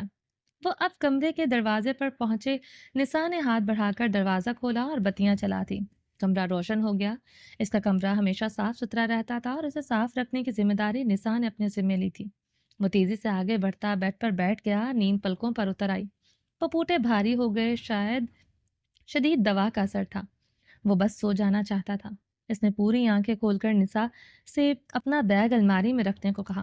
پھر اس نے دیکھا وہ بیگ الماری میں رکھ رہی تھی۔ اب وہ اس کے جوتے اتار رہی تھی۔ بہنیں بھی کتنی عجیب ہوتی ہیں، بھائی سے چھوٹی سی لڑائی پر پورا گھر سر پر اٹھا لیتی ہیں اور پھر بھائی کی فکر میں ماں جیسے کرتی ہیں۔ وہ لیٹ گیا اور پھر اسے کچھ ہوش نہیں رہا۔ نساء سے کمبل اڑاتی، بتیاں بجھاتی، ایک دھیمی روشنی والا لیمپ چلاتی۔ اس کے کمرے سے باہر نکل گئی۔ دوپہر سے شام ہوئی اور پھر رات سر اٹھانے لگی۔ وہ یوں ہی بے سود سویا رہا اور پھر اچانک احساس سے آنکھ کھلی۔ کچھ دیر وہ یوں ہی لیٹا رہا، پھر آنکھیں کھول دی۔ وہ چت لیٹا تھا، نظریں اب چھت پر جمی تھی، سر ابھی تک بھاری تھا۔ پھر اس نے دائیں کروٹ پر، اگلے ہی پل وہ بے ساختہ چلا اٹھا۔ اس کی نظروں کے سامنے ہی بڑی سی دیوار گیر کھڑکی کے ساتھ رکھے ڈبل سیٹر صوفے پر وہ دونوں بیٹھی تھیں۔ وہ چلاتے ہوئے اٹھ بیٹھا۔ سامنے ہی صوفے کے ایک کونے پر نینسی بیٹھی تھی۔ سفید شب و خوابی کے لباس میں بلونڈ بالوں والی نینسی ٹانگ پر ٹانگ دھرے بیٹھی تھی اور صوفے کے دوسرے کونے پر وہ تھی، اس کی اکلوتی بیوی، فجر معراج۔ سفید شلوار قمیض پہنے، اونچی پونی کیے، وہ بھی ٹانگ پر ٹانگ جمائے بیٹھی تھی۔ وہ دونوں اسے ہی گھور رہی تھی۔ ولیم نے بے ساختہ آنکھوں کو مسلا، لیکن وہ ابھی بھی وہیں تھی۔ اس نے 3-4 بار اپنا سر جھٹکا۔ شاید شدید دوا کا اثر ہو، پر وہ تو ابھی بھی وہیں تھی۔ سیریسلی؟ وہ نینسی سے بے ساختہ مخاطب ہوا۔ تم اکیلی کیا کم تھی؟ وہ اب گہرے سانس لے رہا تھا۔ بال الجھے پڑے تھے اور ہاتھ پر بندھے پلستر نے مانو اسے معذور کر دیا تھا۔ داہنے ہاتھ سے بیٹھے بیٹھے بال سنوارے اور پھر آنکھیں بند کی، چند گہرے سانس لیے۔ جان گیا تھا اس کی بیماری میں نینسی کے ساتھ اب فجر بھی اس کے ساتھ رہا کرے گی۔ پھر اس نے آنکھیں کھول دیں اور وہ دونوں ایک سے تاثرات لیے اسے دیکھ رہی تھی۔ نینسی کی نظریں جتاتی ہوئی تھی، جبکہ فجر اسے ہڑپ کرنے والی۔ اسے کیوں لائی ہو؟ نینسی سے سوال کیا۔ میں کب لائی ہوں؟ فجر اور نینسی نے بیک وقت رخ موڑ کر ایک دوسرے کو دیکھا اور پھر رخ ولیم کی جانب کیا۔ سینے پر بازو جمائے وہ دونوں جیسے ولیم کا خط اٹھا رہی تھی۔ تم لائے ہو اسے، غالباً یہ تمہاری وائف ہے۔ تپانے والی مسکراہٹ لیے وہ اسے ہی دیکھ رہی تھی۔ ولیم نے فجر کو دیکھا۔ وہ اسی لباس میں تھی جس میں اس نے فجر کو قبول کیا تھا۔ وہ اسے ہی دیکھ رہی تھی۔ وہ رخ پھیر گیا۔ ہاں، میں نے پھر سے قبول کیا کہ وہ اتنی بریتھ ٹیکنگ تھی۔ وائف تو بنا لیا، پر بزدل انسان مجھے چھوڑ کر آ گیا۔ لہجے میں کات سموئے وہ طنزیہ مسکرائے۔ وہ اگلے ہی پل ولیم بیڈ سے نیچے اترا۔ وہ ننگے پاؤں نرم و ملائم سے قالین پر کھڑا تھا۔ وجود میں عجیب سی جنبش تھی۔ وہ جانتا تھا یہ حقیقت نہیں تھی، یہ وہم تھا، لیکن یہ ولیم کیوں ہو رہا تھا؟ نینسی تک تو ٹھیک تھا، یہ فجر کیوں؟ دماغ گم گیا۔ تم دونوں پلیز جاؤ یہاں سے، وہ اب رخ موڑے بولا۔ انداز میں جھلاہٹ تھی، گھبراہٹ تھی۔ کچھ دیر وہ یوں ہی کھڑا رہا تھا، پھر رخ پلٹ کر صوفے کی جانب دیکھا تو وہ دونوں ڈھیٹ وہیں بیٹھی تھی۔ تیوری چڑھ گئی، کیا مصیبت ہے یار! وہ بڑبڑاتا ڈریسنگ روم میں گھس گیا، جس کے ساتھ واش روم اٹیچ تھا۔ تقریباً 15 منٹ بعد وہ فریش ہو کر اپنے کمرے میں واپس آیا تو اس کی ایک اور چیخ ابھرتے رہ گئی۔ نساء اس کے کمرے کے وسط میں کھڑی، ہاتھ میں وہ جیکٹ لیے اس کی جیبیں چیک کر رہی تھی جس میں نکاح نامہ تھا۔ وہ اس کا کیری کھلا پڑا تھا، ساتھ ہی وہ بیگ بھی جو اس نے الماری میں رکھوایا تھا۔ کیری سے وہ دھونے والے کپڑے نکال کر ملازمہ کو دے چکی تھی جو کمرے سے باہر کھڑی تھی۔ یہ کیا کر رہی ہو تم؟ اگلے ہی پل وہ تیزی سے اس کی جانب بڑھا اور جیکٹ جھپٹ لی۔ دل پسلیاں توڑ کر باہر نکلنے کو تیار تھا۔ پہلے تو نساء ولیم کی اس حرکت پر حیران ہوئی، پھر اس نے ولیم کے سرخ ہو چکے چہرے کو دیکھا۔ وہ میں لانڈری کے لیے کپڑے اٹھانے آئی تھی۔ پہلے یہ کام نینی دیکھا کرتی تھی، پر اب نساء نے سنبھال لیے تھے۔ کام ملازم کرتے تھے، بس وہ اپنی نگرانی میں کرواتی تھی۔ ولیم نے اس کی بات کا کوئی جواب نہیں دیا، بلکہ بیگ اٹھا کے جیکٹ سمیت اسے کمرے میں ہی بنی چھوٹی سی الماری میں رکھ دیا۔ نساء اسے الجھی نظروں سے دیکھ رہی تھی۔ ولیم کی نیند پوری ہو چکی تھی، بلکہ فجر اور نینسی کو ایک ساتھ دیکھ کر آنکھیں کھل چکی تھی۔ اس میں کچھ بھی دھونے والا نہیں ہے، اور نہ ہی یہ جیکٹ، وہ بڑبڑایا۔ تم ٹھیک ہو؟ وہ اپنی جگہ کھڑی رہی، ہلی نہیں۔ البتہ اس نے اشارے سے ملازمہ کو جانے کا کہہ دیا تھا۔ ہاں، میں ٹھیک ہوں۔ وہ بس اتنا ہی کہہ پایا تھا۔ وہ نساء سے نظریں نہیں ملا پا رہا تھا، بلکہ اب فون اٹھائے اس میں یوں مگن ہوا جیسے نساء وہاں ہو ہی نہ۔ کھلے ٹراؤزر اور گول گلے والے اونی آسمانی شرٹ پہنے وہ بالوں کو سیٹ کر کے باہر آیا تھا، بالکل فریش۔ مجھے تم ٹھیک نہیں لگ رہے ہو۔ وہ پریشانی سے اس کی جانب بڑھی۔ ولیم نے ایک گہرا سانس لیا اور موبائل سے چہرہ اٹھا کر اسے دیکھا۔ اس پھٹے سر اور ٹوٹے ہاتھ کے ساتھ تمہیں کتنا ٹھیک لگ سکتا ہوں۔ اس نے موبائل ہاتھ میں پکڑے پہلے پیشانی کی جانب اشارہ کیا اور پھر ہاتھ کی جانب۔ انداز جلا بھنا تھا۔ نساء بے ساختہ مسکرا دی۔ ویسے میں تمہیں بتانے آئی تھی تمہارے گیسٹ آئے ہیں، ان سے مل لو آ کر۔ گیسٹ؟ آئی برو اٹھا کر پوچھا۔ اس کے ایسے کوئی گیسٹ نہیں تھے کو گھر ٹپک پڑتے، اور نیل تو گیسٹ میں شامل نہیں تھا۔ آ کر دیکھ لو۔ وہ کندھے اچکاتی کمرے سے نکل گئی۔ کچھ سوچنے کے بعد وہ بھی کمرے سے نکل آیا۔ جیسے ہی وہ سیڑھیوں پر پہنچا، یہاں سے لاؤنج کا منظر واضح تھا۔ سامنے ہی جینی، رابرٹ، نینی اور نساء کے ساتھ بیٹھی تھی۔ وہ بھی سادہ سے آرام دہ کپڑوں میں بیٹھی تھی۔ بالوں کو جوڑے میں مکیت کیے وہ یوں بیٹھی تھی جیسے جوزف پیلس سے اس کا صدیوں پرانا رشتہ ہو۔ جیسے ہی اس کی نظر سیڑھیاں اترتے ولیم پر پڑی، اس نے ہاتھ ہلا کر ہائیک کیا۔ وہ اب سیڑھیاں اتر کر ان کی جانب بڑھ رہا تھا۔ جیسے وہ قریب آن پہنچی، جانی اپنی جگہ سے اٹھ کھڑی ہوئی۔ آنکھوں کی چمک واضح ہوئی۔ Good evening. وہ زبردستی مسکرایا۔ ہائے، گڈ ایوننگ۔ مانو بڑھتی کمکمے جل اٹھے ہوں۔ مجھے تمہارے ایکسیڈنٹ کا پتہ چلا تو سوچا عیادت کر لوں۔ وہ اسٹوڈیو میں ہونے والے ڈنر کے بعد آج اسے دیکھ رہی تھی، اور آج بھی اتنا ہی بیزار تھا۔ وہ آدم بیزار تھا یا عورت بیزار؟ جانی سمجھ نہ پائی۔ شکریہ۔ وہ بیٹھ گیا تو جینی بھی بیٹھ گئی۔ نساء غور سے ان دونوں کو دیکھ رہی تھی۔ جینی کی آنکھوں کی چمک وہ دیکھ چکی تھی۔ میں چائے لاتی ہوں۔ وہ اٹھ کھڑی ہوئی۔ ہاں، جیسے آنے والے سبھی مہمانوں کے لیے چائے وہی بناتی ہو۔ ولیم کو اس کے اٹھنے پر غصہ آیا۔ نساء نے نینی کو بھی اٹھنے کا اشارہ کر دیا۔ دونوں کو اکیلے بات کرنے دیا جائے۔ میں ذرا رات کے کھانے کا انتظام دیکھ لوں، اور بیٹا آپ کھانا کھا کر جانا۔ ولیم کی بھویں مزید سکڑ گئی۔ کیا ضرورت ہے بھلا یہ سب کرنے کی؟ جینی ان دونوں کی بات پر صرف مسکرا دی۔ وہ دونوں چلی گئیں تو جینی اس کے مخاطب ہوئی، جو چاروں جانب دیکھ رہا تھا، سوائے اس کے پاکستان کا دورہ کیسا رہا۔ ولیم نے چونک کر سر اٹھایا۔ تمہیں کیسے پتا چلا؟ وہ پوچھنا چاہتا تھا پر پوچھا نہیں۔ اس سے پوچھ کر خود کو ہلکا کیوں کرنا؟ یوں ظاہر کیا جیسے فرق ہی نہیں پڑتا ہو، جبکہ اندر کہیں بے چینی سی بڑھ گئی تھی۔ ڈونٹ وری، مسٹر جوزف کو نہیں پتا۔ وہ ہولے سے مسکرائی۔ آخر تم ثابت کیا کرنا چاہتی ہو؟ اس بار اس نے اپنی نظریں جینی کی نیلی آنکھوں میں گاڑ دی۔ یہی کہ مجھے یہاں پہنچنے تک ایک لمبا سفر طے کرنا پڑا ہے۔ یوں وہ اس کی سوچ پڑ رہی تھی۔ ولیم کو اس سے خطرناک قسم کی وائبز آ رہی تھی۔ ہاں، ہوتے ہیں کچھ لوگ جو وائبز محسوس کر لیتے ہیں، جن کی چھٹی ہی تیز ہوتی ہے، اور تم نے ایسا کیوں کیا؟ صوفے سے پشت ٹکا کر وہ پرسکون ہو کر بیٹھ گیا۔ ہلکے گیلے بال پیچھے کو سیٹ تھے۔ لاؤنج میں جلتے آتش دان باہر کی سردی کو پوری طرح سے کاٹ رہے تھے۔ جینی نے ایک نظر اسے دیکھا اور پھر اس کے عقب میں لگے مسٹر جوزف کے ڈریکولا جیسے پورٹریٹ کو۔ کیونکہ مجھے یہ پسند ہے۔ پورٹریٹ سے نظریں ہٹا کر ولیم پر جما دی۔ جتاتی ہوئی نظریں وہ سرمئی رنگ کے گرم ٹریک سوٹ میں ملبوس تھیں۔ کیوں پسند ہے؟ ولیم نے سوال داغا۔ وہ صاف صاف بات کرنا چاہتا تھا۔ کیونکہ اس میں ایک کشش ہے۔ تم کیا سمجھے؟ وہ جوزف پیلس کی بات کر رہی تھی یا ان کے سپوت کی؟ کشش جان لیوا ہوتی ہے۔ ولیم نے اب کی بار نظریں اس سے ہٹا دی۔ یہ پراسرار ہے، وہ ہولے سے بولی۔ پراسراریت موت ہے۔ یہ کسی فیری ٹیل جیسا ہے، وہ پھر سے بولی۔ اسے ولیم کو سننا اچھا لگ رہا تھا۔ وہ بھی اسی کے انداز میں بیٹھی تھی، لیکن اس سے نظریں نہیں ہٹائی تھی۔ ہٹاتی بھی کیوں؟ فیری ٹیل جھوٹی ہوتی ہیں۔ وہ جھوٹی کیوں ہے؟ پھر وہ ہمیشہ ہنسی خوشی رہنے لگے۔ فیری ٹیلز کا یہ موٹو ہی جھوٹا ہے۔ اصل زندگی میں لوگ ساتھ چھوڑ جاتے ہیں۔ وہ زخمی تھا کیونکہ نینسی اسے چھوڑ گئی تھی۔ پھر بھی فیری ٹیل میں جادو ہوتا ہے، اور جادو سب ٹھیک کر دیتا ہے۔ وہ اس کی بات پر استہزائیہ ہنس دیا۔ اصل زندگی میں جادو کرنے والی نیک اور رحم دل پریاں نہیں ہوتی، بلکہ سیاہ تلسم بکھرانے والی چڑیل ہوتی ہیں، ڈائنی ہوتی ہیں، اور ڈائنی کسی کا گھر نہیں چھوڑتی۔ وہ یوں کہتا کس قدر برا لگا تھا۔ آخر اس کا کسی ڈائن نے بگاڑا تھا، سوائے فجر کے جو سانس لینے میں دشواری لاتی تھی۔ اور پھر کچھ لوگ تمہارے جیسے بھی تو ہوتے ہیں جن پر جادو نہیں چلتا۔ وہ دلکشی سے مسکرائی، اور اس کی مسکراہٹ نے ولیم کو مزید خوف میں مبتلا کیا۔ انسان کتنا کم ظرف ہے نا؟ اپنے پسندیدہ انسان کو دل نکال کر دے دیتا ہے، اسے قبول کرتا ہے، اس کا سب کچھ قبول کرتا ہے، جبکہ ایک عام انسان کو دیکھتا تک نہیں، بھلے وہ اپنا سینہ چاک کیے دل ہتھیلی پر کھڑا ہو۔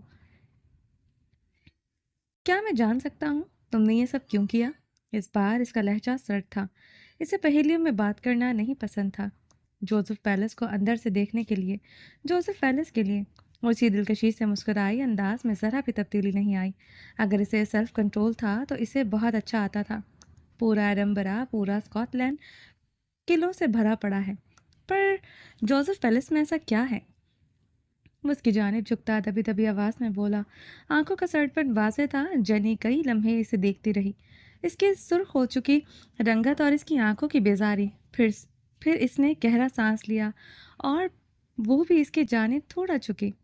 تم تم ہو یہاں ولیم جوزف، صاف صاف اور واضح الفاظ۔ ولیم کا چہرہ مزید سرخ پڑا، کتنی بے باک تھی وہ۔ پھر ایک ادا سے پیچھے ہو بیٹھی، آنکھوں میں شرارت واضح تھی۔ وہ لڑکا جو بائبل ہائی لائٹ کر کے رکھتا ہو، اسے دلچسپ چیز پورے اسکاٹ لینڈ میں کہیں نہیں ہو سکتی۔ میں ایسی حرکتیں اب نہیں کرتا۔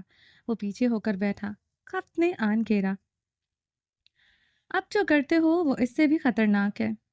رگبی اسٹیڈیم میں پاگلوں کی طرح رگبی کھیلتا۔ ولیم اسے پوری جزیات سے یاد تھا۔ اس نے سوچا پر کہا نہیں۔ ٹھیک ہے، پھر میں چلتی ہوں۔ اچانک ہی وہ اٹھ کھڑی ہوئی، آج کے لیے اتنا کافی تھا۔ وہ یوں ہی بیٹھا رہا۔ تم مجھے دروازے تک نہیں چھوڑو گے؟ اسے سکون سے بیٹھے دیکھ کر وہ گویا ہوئی، اس کے اٹھنے کا انتظار کر رہی تھی۔ میں تمہیں اٹھا کر نہیں لایا تھا، تم جن پیروں پر آئی ہو انہی پر واپس بھی جا سکتی ہو۔ ڈیفالٹ پیس اپنی جون میں لوٹ آیا۔ جینی رابرٹ نے کھڑے کھڑے مسکراتے سر کو اس بات میں سر ہلایا اور پھر خدا حافظ کہتے ہی لاؤن سے نکلتی چلی گئی۔ باہر اس کی گاڑی کھڑی تھی، اس کے جاتے ہی ولیم نے گہرا سانس لیا۔ نساء ملازمہ کے ساتھ چائے کی ٹرالی لاتی نظر آئی تھی۔ ارے وہ چلی گئی؟ وہ حیران ہوئی، جبکہ ولیم نے اس بات میں کندھے اچکا دیے۔ وہ کچھ نہیں جانتا، اس نے کچھ نہیں کیا، وہ بھلا کبھی کچھ کر سکتا ہے؟ صفدر فجر کے ہمراہ لوکل آٹو میں رئیس ہیڈ آفس تک پہنچتے پہنچتے بحال ہو چکا تھا۔ فجر سکون سے آٹو میں بیٹھی تھی، اسے عادت تھی۔ عادت نہ بھی ہوتی تو اسے یہ کرنا ہی تھا، جبکہ صفدر بار بار چہرے پر امڑ آتا پسینہ صاف کر رہا تھا۔ جیسے ہی وہ عمارت کے قریب پہنچے تو فجر آٹو والے کو پیسے دیتی باہر نکل آئی، جبکہ صفدر ہچکچاہٹ کا شکار تھا۔ اس کے باپ کے رئیس اورنگزیب سے اچھے مراسم تھے، اگر اسے کوئی یہاں یوں دیکھ لیتا تو۔ پورے راستے وہ فجر کو بددعائیں دیتا آیا اور خود کو بھی۔ کاش فجر اس کی پروجیکٹ پارٹنر نہ ہوتی، کاش وہ اس دن مر گیا ہوتا جس دن گروپس بنے تھے۔ کم از کم یہ ذلت نہ سہنی پڑتی۔ فجر نے گردن پیچھے گرا کر شان سے کھڑی کی گئی منزلہ نیلے شیشوں والی عمارت کو دیکھا، جس پر بڑے حروف میں رئیس نام کا لوگو کے ساتھ کندہ تھا۔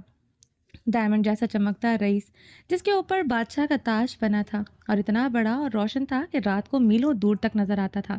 یہ رئیس ٹیکسٹائل کا ہیڈ آفس تھا، صرف ٹیکسٹائل کا ہی نہیں بلکہ رئیس کے باقی تمام برانڈز کا ہیڈ آفس تھا۔ میں تمہیں کبھی معاف نہیں کروں گا، صفدر نے جھک کر خفگی سے کہا۔ میں نرگسی آدمیوں سے معافی نہیں مانگتی، وہ سکون سے کہتی گیٹ کی جانب بڑھی۔ صفدر کلس کر رہ گیا تھا، ان ملازموں کے علاوہ عام لوگوں کو جانے کی اجازت نہیں تھی۔ صفدر کو گیٹ پر سب بتانا پڑا، لیکن وہ اس کا اعتبار کیوں کرتے؟ اس نے جھلاتے ہوئے اپنے باپ کو فون ملایا۔ تم گاڑی لے کر کیوں نہیں گئی؟ گرجدار آواز گونجی۔ وہ گاڑی خراب ہو گئی تھی، اس نے تھوک نکلتے جھوٹ بولا اور سامنے کھڑی فجر پر 100 بار لعنت بھیجی۔ فون بند ہو گیا۔ تم نے مجھے بہت ذلیل کروایا ہے فجر۔ اونچے بنگلے میں رہنے والے، مہنگی گاڑیوں میں گھومنے والوں کو کبھی کبھی مڈل کلاس لوگوں کی ضلالت برداشت کر لینی چاہیے۔ زندگی کی حقیقت کا پتہ چلتا رہتا ہے۔ اس کے سکون میں کوئی کمی نہیں آئی۔ کچھ دیر بعد گارڈز نے معذرت کرتے گیٹ کھول دیا۔ یقیناً اسے فون آ گیا ہوگا۔ اگلے 10 منٹ بعد وہ دونوں اے سی کی ٹھنڈک میں مراد عالم کے دفتر میں بیٹھے تھے۔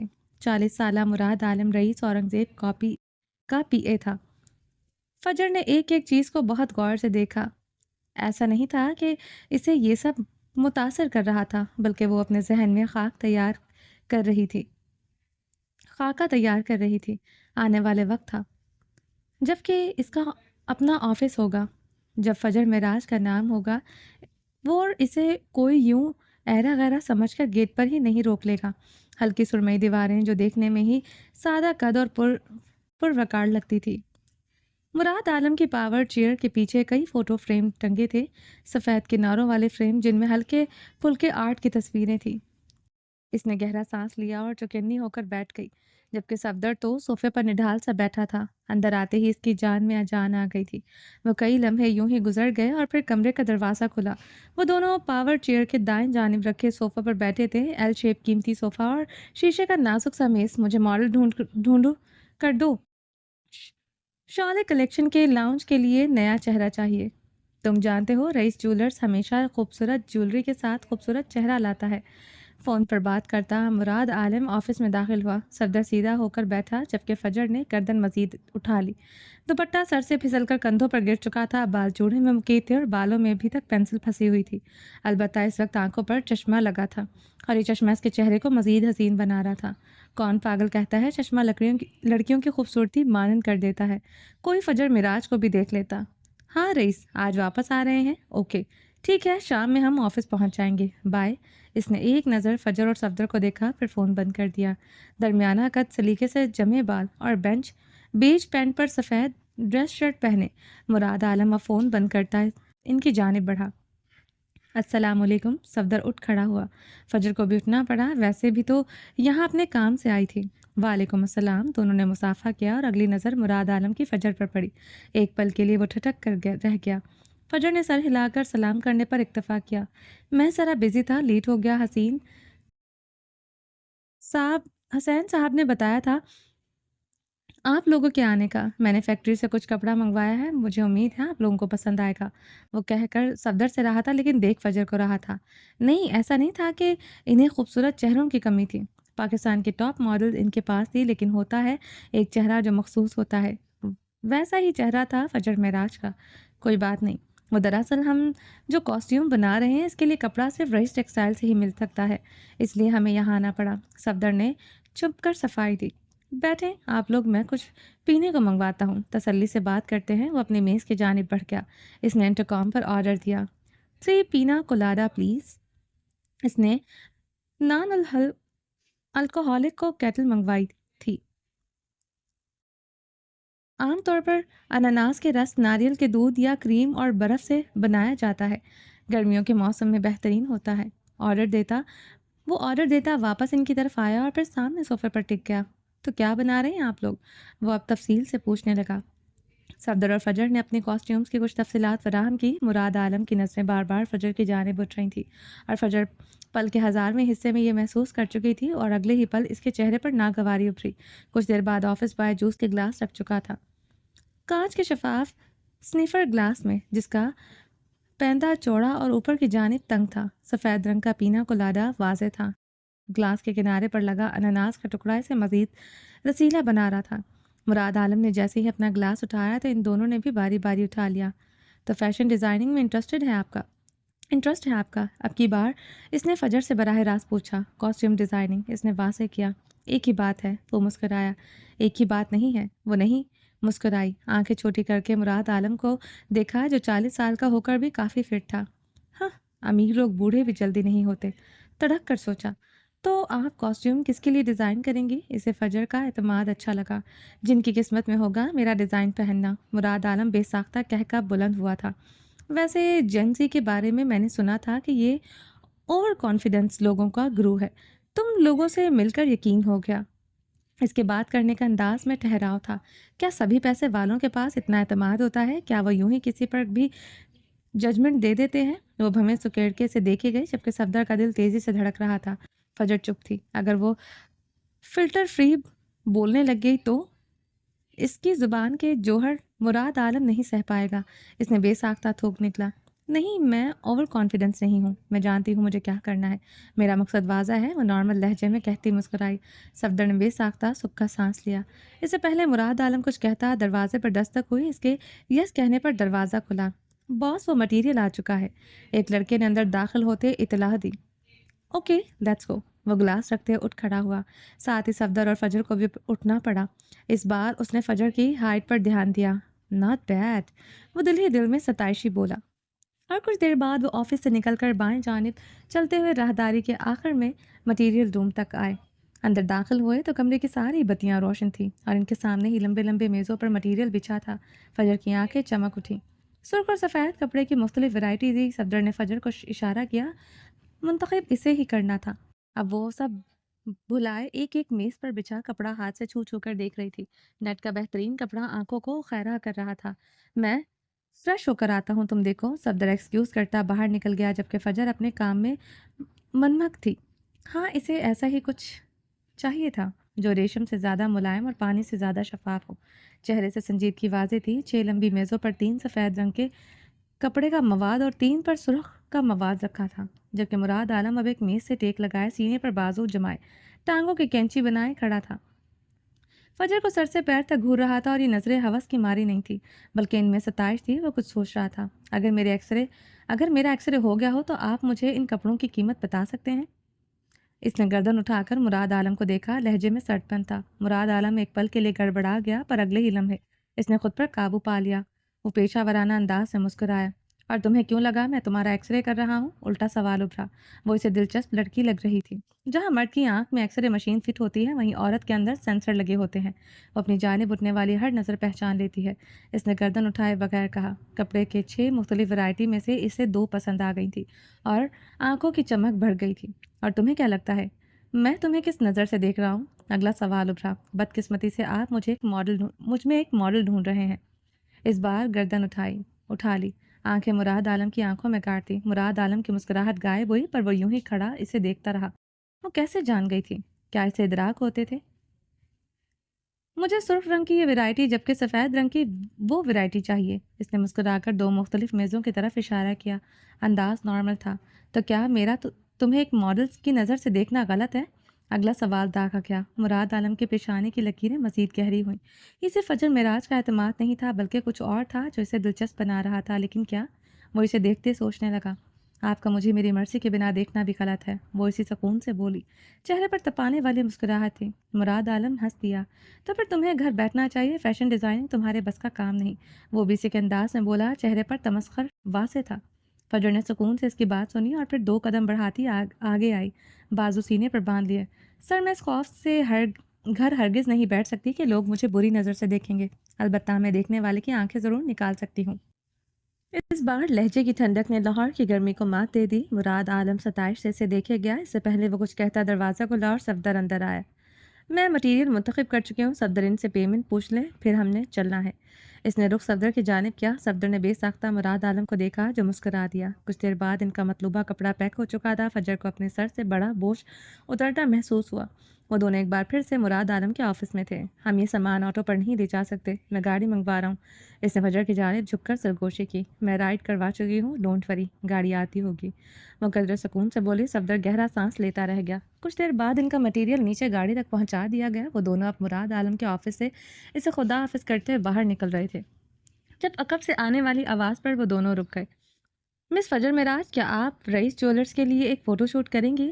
صفدر جہاں حیران ہوا وہیں فجر کے لبوں پر سزائیہ مسکراہٹ ابھری۔ وہ جانتی تھی جلد یا ابدیر اسے یہ آفر ضرور آئے گی۔ مراد عالم ان کے عقب سے نکلتا سامنے آیا۔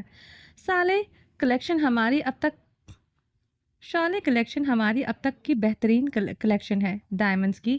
یہ جولری مارکیٹ میں آگ لگانے والی ہے۔ مغربی طرز پر یہ زیور آنکھوں کو خیرہ کرنے والا ہے، اور اس کے لیے ہمیں ایسا چہرہ چاہیے جو میں ماڈلنگ یا فوٹو شوٹ میں انٹرسٹڈ نہیں ہوں۔ اس کی بات کاٹ کر فجر نے انکار کر دیا۔ سوری؟ مراد عالم کو لگا جیسے اس نے غلط سنا ہو۔ کوئی رئیس جیولرز کی آفر کیسے ٹھکرا سکتا ہے؟ میں نے بھی آپ کو انکار کیا ہے، میں انٹرسٹڈ نہیں ہوں۔ صفدر کی رنگت پھیکی پڑی جبکہ مراد عالم کے چہرے پر سایہ سا آ کر گزر گیا۔ فجر، یہ صحیح وقت نہیں ہے، صفدر نے سمجھانا چاہا۔ وہ نہیں چاہتا تھا مراد عالم کو کچھ برا لگے ورنہ بات اس کے باپ تک جاتی۔ ماربل کے چمچماتے فرش پر بنے مختلف کیبنز میں لوگ اپنے کاموں میں مگن تھے۔ یہ ہیڈ آفس تھا اور یہاں ڈیزائن تیار کیے جاتے تھے۔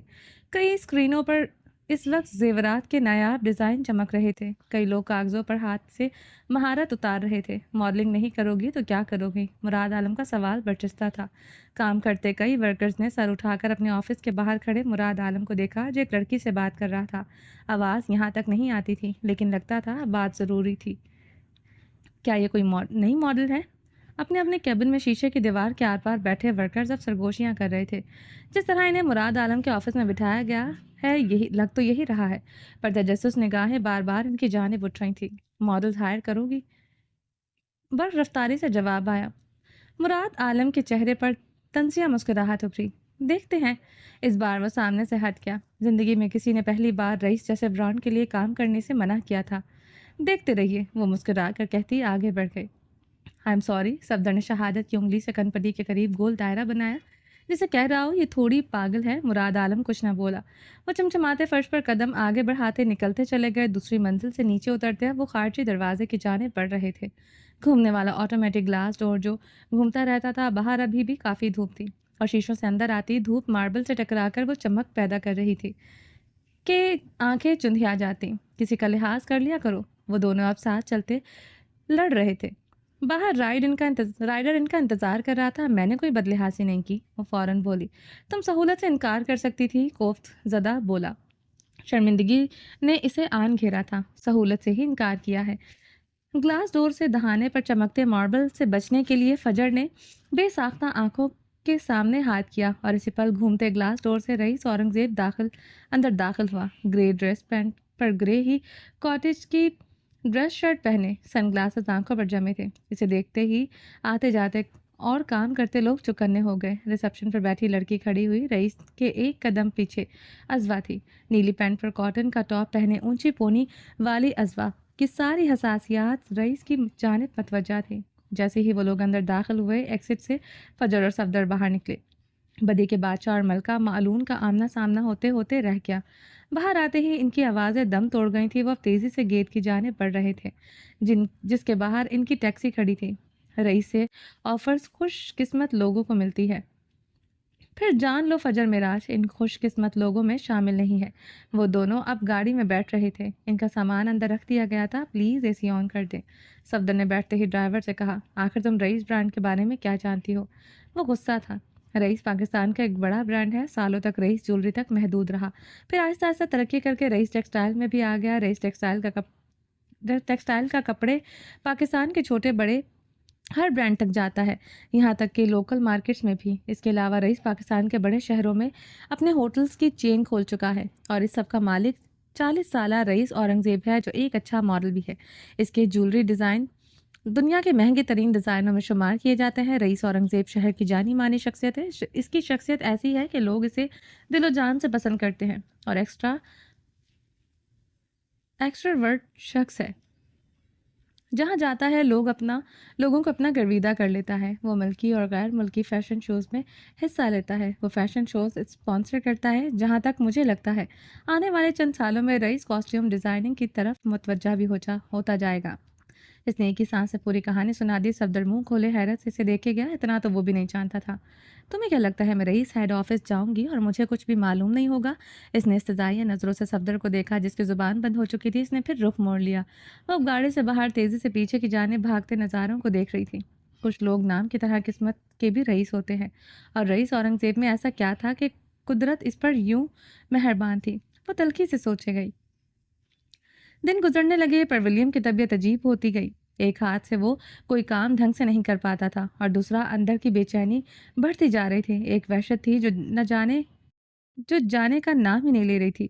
کچھ بھی اچھا نہیں لگ رہا تھا. کسی کام میں دل نہ لگتا تھا. اس نے خود کو کبھی اتنا بے بس محسوس نہیں کیا تھا جتنا اس وقت محسوس کر رہا تھا. فی الوقت وہ ٹریول نہیں کر سکتا تھا اور ایک ہاتھ سے اپنا کیمرہ بھی ٹھیک نہیں اٹھا پاتا تھا. وحشتیں بڑھنے لگی تو اس نے نیل کے ساتھ مختلف کلبز جوائن کر لیے. دھیان بھٹکانے کے لیے وہ جانے کیا کیا کرتا رہا پر دھیان بھٹک ہی نہیں رہا تھا. وہ پھر ایسی ہی ایک شام وہ نیل کے بلانے پر ایڈنبرا پہنچ گیا. پورے ایڈنبرا میں سرمئی شام اب دھیرے دھیرے رات میں ڈھل رہی تھی. شہر کے وسط میں روشنیوں کے بیچوں بیچ ایک ریستوران کی اوپننگ کی جا رہی تھی. Nails cafe. ہاں ٹھیک جانا تم نے، یہ نیل کا ہی کیفے تھا. باپ ڈاکٹر تھا پر نیل نے ولیم کے ساتھ ہی بزنس کی پڑھائی کی تھی. میڈیکل میں اسے دلچسپی نہیں تھی اور جاب کا اس کا کوئی ارادہ نہیں تھا. اس کی ماں یعنی مسز پیٹل بہت اچھی کک تھی. سوچ بچار کے بعد انہوں نے ایڈنبرا میں اپنا کیفے کھول لیا جہاں اسکاٹش کے ساتھ ساتھ انڈین کھانا بھی دستیاب تھا. کیفے کی اوپننگ میں مسٹر پیٹل کے گنے چنے دوست مہمان تھے اور باقی سب نیل اور ولیم کے کلاس فیلوز تھے. ولیم نے جوزف پیٹرسن کے بیٹے ہونے کا پہلی بار فائدہ اٹھایا تھا. وہ ٹوٹے ہاتھ کے ساتھ ہی آیا تھا، پلستر والے ہاتھ کو بیلٹ میں ڈال کر، اور بیلٹ کو ایک جانب سے گردن سے گزار گیا تھا تاکہ ہاتھ ہلے جلے نہ۔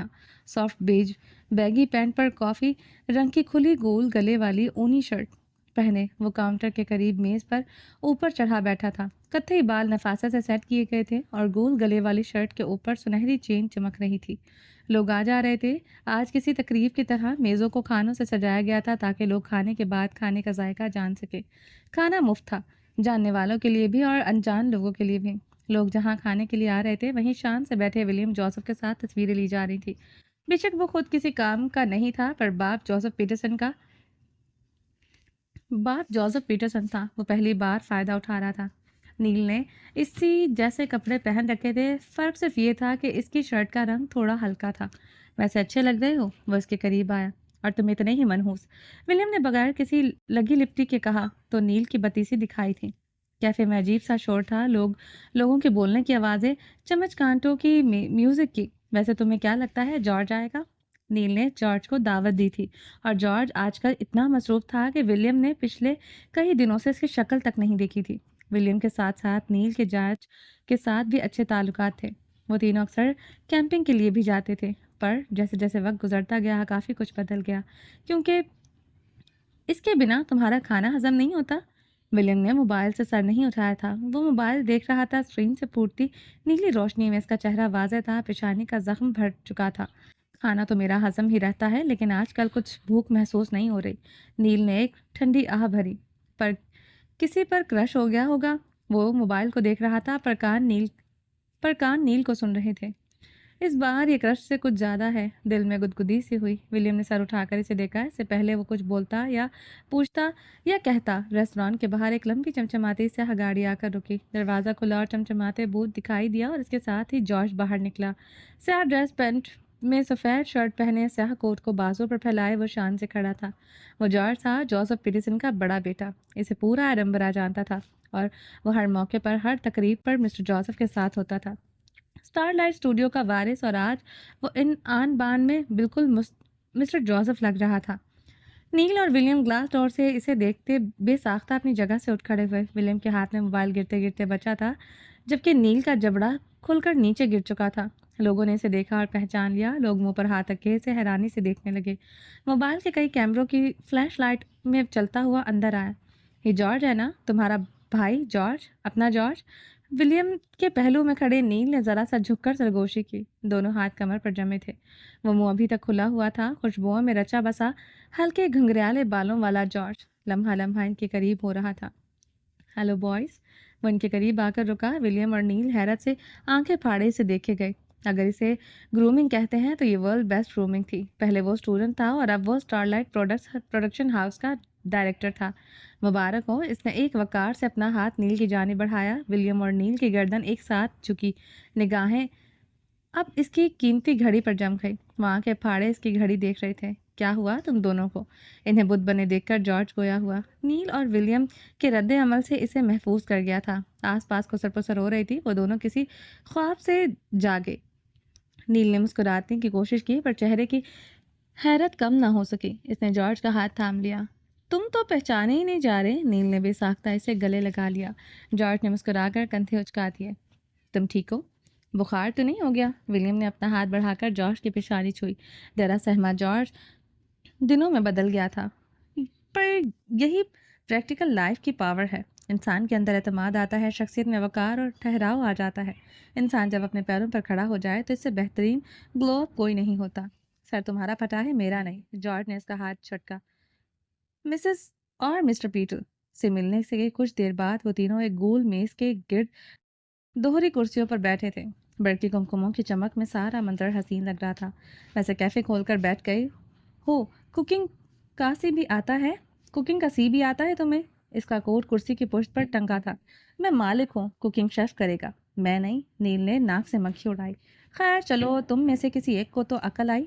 فرینچ فرائز کی پلیٹ اس نے فرائز اٹھاتے ہی منہ میں ڈالی۔ آج تو اس کی شان ہی نرالی تھی۔ لوگ اسے دیکھ رہے تھے، بلکہ ان دونوں کو۔ فخر سے جارج کے کندھے چوڑے ہو گئے۔ اس کی عقل تو ایکسیڈنٹ کے بعد دماغ سے نکل کر کہیں گر گئی ہوگی۔ اس نے سزائیہ کہتے ولیم کو دیکھا، چہرے پر تپانے والی مسکراہٹ تھی اور ولیم کے لیے وہ اس کا یہ روپ ہضم کرنا ہی مشکل تھا۔ آج کل اس کے لیے سب کچھ مشکل تھا۔ خود کو سمجھا بجھا کر وہ یہاں لایا تھا، لیکن ذہن بھٹکا ہوا تھا اور کہاں تھا یہ وہ نہیں جانتا تھا۔ ولیم نے اسے صرف ایک گھوری سے نوازا۔ آج کل اس کا بات کرنے کا بھی دل نہیں کرتا تھا۔ میں فریش ہو کر آتا ہوں۔ وہ اٹھ کھڑا ہوا، جانے کیوں دل یہاں سے بھاگ جانے کو کر رہا تھا۔ وہ واش روم کی جانب بڑھ رہا تھا جب اس کی نظر آخر میں کونے والی میز پر بیٹھے شخص پر پڑی۔ وہ ٹھٹک کر رکا۔ سفید جالی دار ٹوپی اوڑھے ایک ادھیڑ عمر آدمی اکیلا بیٹھا تھا۔ ولیم کے ٹھٹک کر رکنے کی وجہ اس کی ٹوپی تھی۔ شور تھم گیا اور وقت ساکت ہو گیا۔ ولیم کی آنکھوں کے سامنے مسجد کا وہ منظر گھوم گیا تھا جب اس نے کلمہ پڑھا تھا۔ اس ٹوپی نے اسے کہیں پیچھے کھینچ لیا تھا۔ وہ بے اختیار ہی اس شخص کی جانب بڑھا۔ میں یہاں بیٹھ سکتا ہوں؟ قریب پہنچ کر اس نے اس شخص کو مخاطب کیا۔ وہ کھانا کھا رہا تھا، اپنے ہاتھوں سے پلیٹ میں رکھے دال چاول۔ یہ شاید اس کا آخری نوالا تھا۔ آدمی نے چہرہ اٹھا کر اسے دیکھا اور پھر مسکرا دیا۔ خدا کی زمین پر تم کہیں بھی بیٹھ سکتے ہو بیٹا، میں منع کرنے والا کون ہوتا ہوں؟ پھر اس نے کھانے سے ہاتھ روک لیا اور ٹشو سے انگلیاں صاف کر لی۔ اس کا موبائل میز پر رکھا تھا۔ اس سے پہلے ولیم مزید کچھ کہتا اس شخص کا موبائل بج اٹھا۔ اللہ اکبر، اللہ اکبر۔ عشاء کا وقت تھا۔ اس شخص نے اذان کا الارم لگا رکھا تھا اور ولیم کو لگا کسی نے اس کا دل مٹھی میں جکڑ لیا ہو۔ یہ الفاظ اسے یاد تھے۔ چونکہ آواز بہت آہستہ تھی لیکن وہ بآسانی سن سکتا تھا۔ وہ شخص خاموش تھا اور ولیم کچھ بول نہیں پایا تھا۔ 1 2 3 اور جانے کتنے لمحے گزر گئے۔ موبائل بند ہو گیا، اذان ختم ہو گئی اور ولیم کے سامنے پاکستان میں گزارا آخری دن کسی فلم کی مانند گھوم گیا۔ اس کے چہرے کی رنگت بدل چکی تھی۔ کیا تم ٹھیک ہو؟ آدمی نے اپنے نرم لہجے میں ولیم سے پوچھا۔ وہ خوبرو سا جوان انہیں ٹھیک نہیں لگ رہا تھا۔ ولیم چونک کر خیالوں سے باہر نکلا۔ وہ کئی لمحے خالی خالی نگاہوں سے اپنے سامنے بیٹھے آدمی کو دیکھے گیا۔ اس کے چہرے پر بہت سکون تھا، ایک شفیق پن تھا۔ میں نہیں جانتا، وہ بس اتنا ہی کہہ پایا۔ آنکھوں میں بے یقینی رقم تھی۔ اس شخص نے پہلے ولیم کی پیشانی کو دیکھا جہاں ٹانکوں کے نشان تھے اور پھر اس کے ہاتھ کو۔ پھر وہ گویا ہوا۔ کیا تم نے کبھی پاکستانی یا انڈین کھانا کھایا ہے؟ ولیم نے اس بات میں سر ہلانے پر اکتفا کیا۔ وہ دونوں ملک گھوم چکا تھا اور وہ دونوں ملکوں کا کھانا کھایا تھا۔ میں کافی سالوں سے یہاں موجود ہوں۔ پٹیل سے اچھے تعلقات ہیں اور آج یہاں انڈین کھانا کھانے آیا ہوں۔ ماشاءاللہ، بہت مزیدار ہے۔ وہ پھر مسکرایا۔ اس شخص کی مسکراہٹ مرہم کا کام کر رہی تھی۔ ولیم کو سکون سا محسوس ہوا۔ آج آپ کہاں رہتے ہیں؟ میں اسٹرلنگ سے آیا ہوں۔ یہ ایڈنبرا کے قریب ایک خوبصورت قصبہ ہے جسے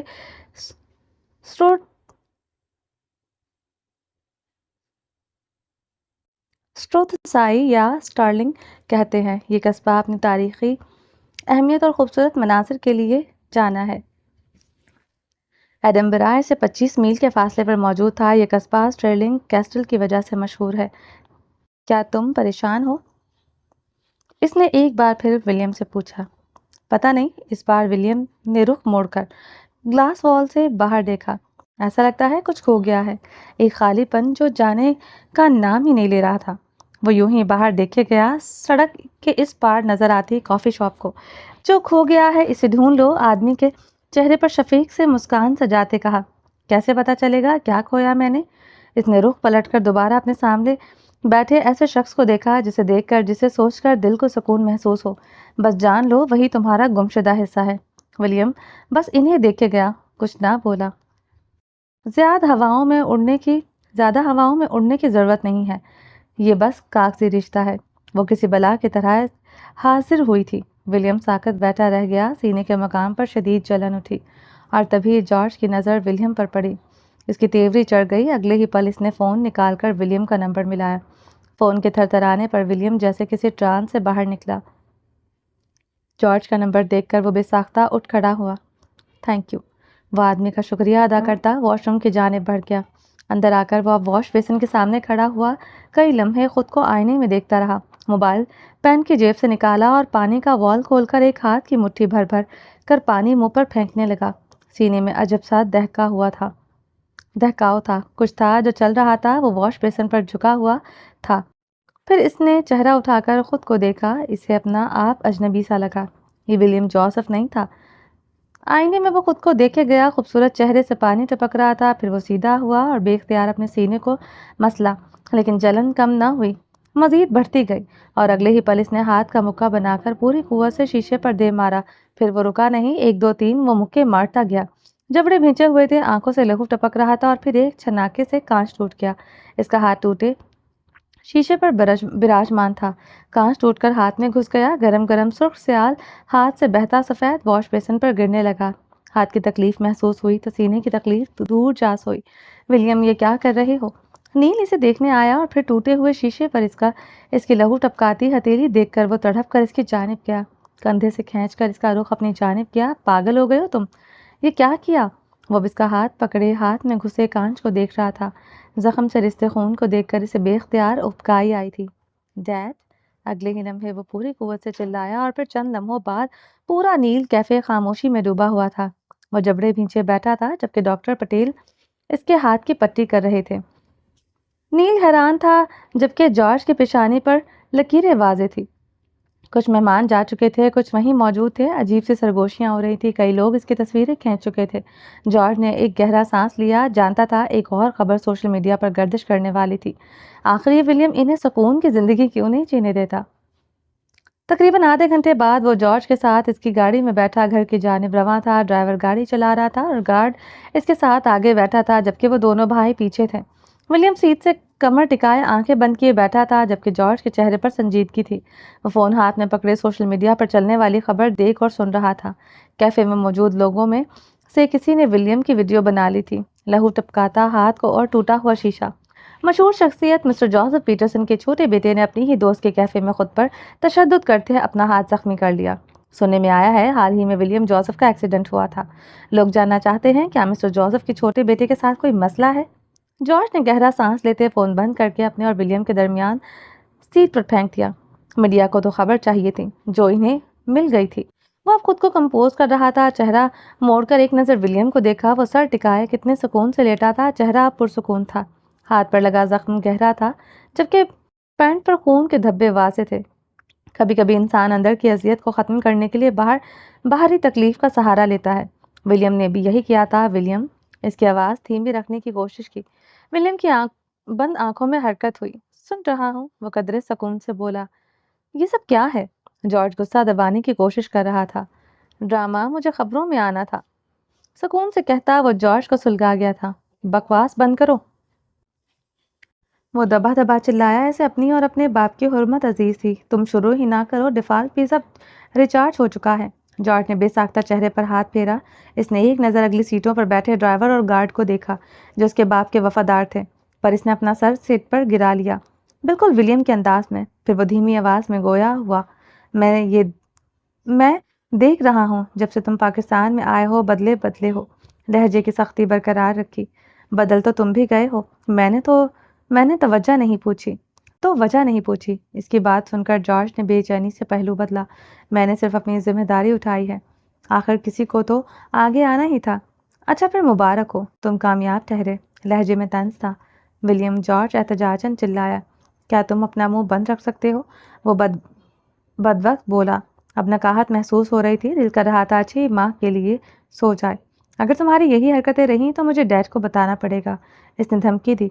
शायद काम आ जाए, पर विलियम की जानिब से कोई जवाब नहीं आया। इसने आंखें तक नहीं खोली। कई लम्हे खामोशी छाई रही। क्या तुम्हारी बीमारी लौट आई है? जॉर्ज की आवाज़ गूंजी। विलियम के दिल को किसी ने आरे से चीर दिया था।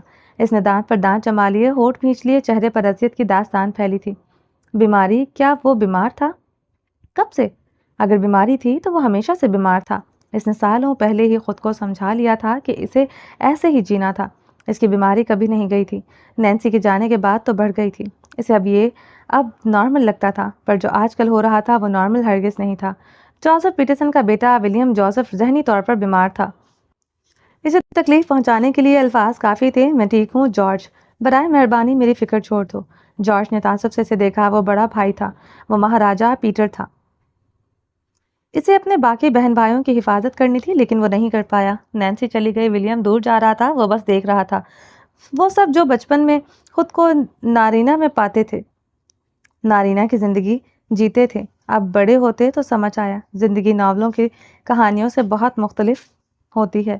کبھی کبھی ہماری زندگی کی فیری ٹیلز وہ اینڈ آتا ہی نہیں ہے جس کے بعد سب ہنسی خوشی رہنے لگ جاتے ہیں۔ لاہور کی گرمی میں وقت کے ساتھ ساتھ شدت سے اضافہ ہو رہا تھا۔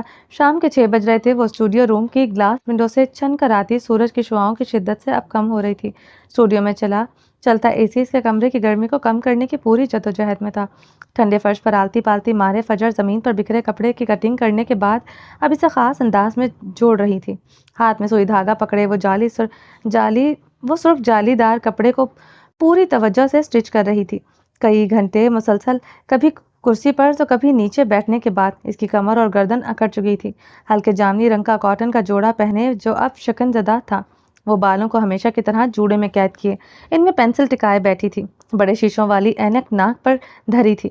وہ اس وقت بہت سنجیدہ لگ رہی تھی۔ بالوں کی لٹیں جوڑے سے نکلنے کو بےتاب تھیں۔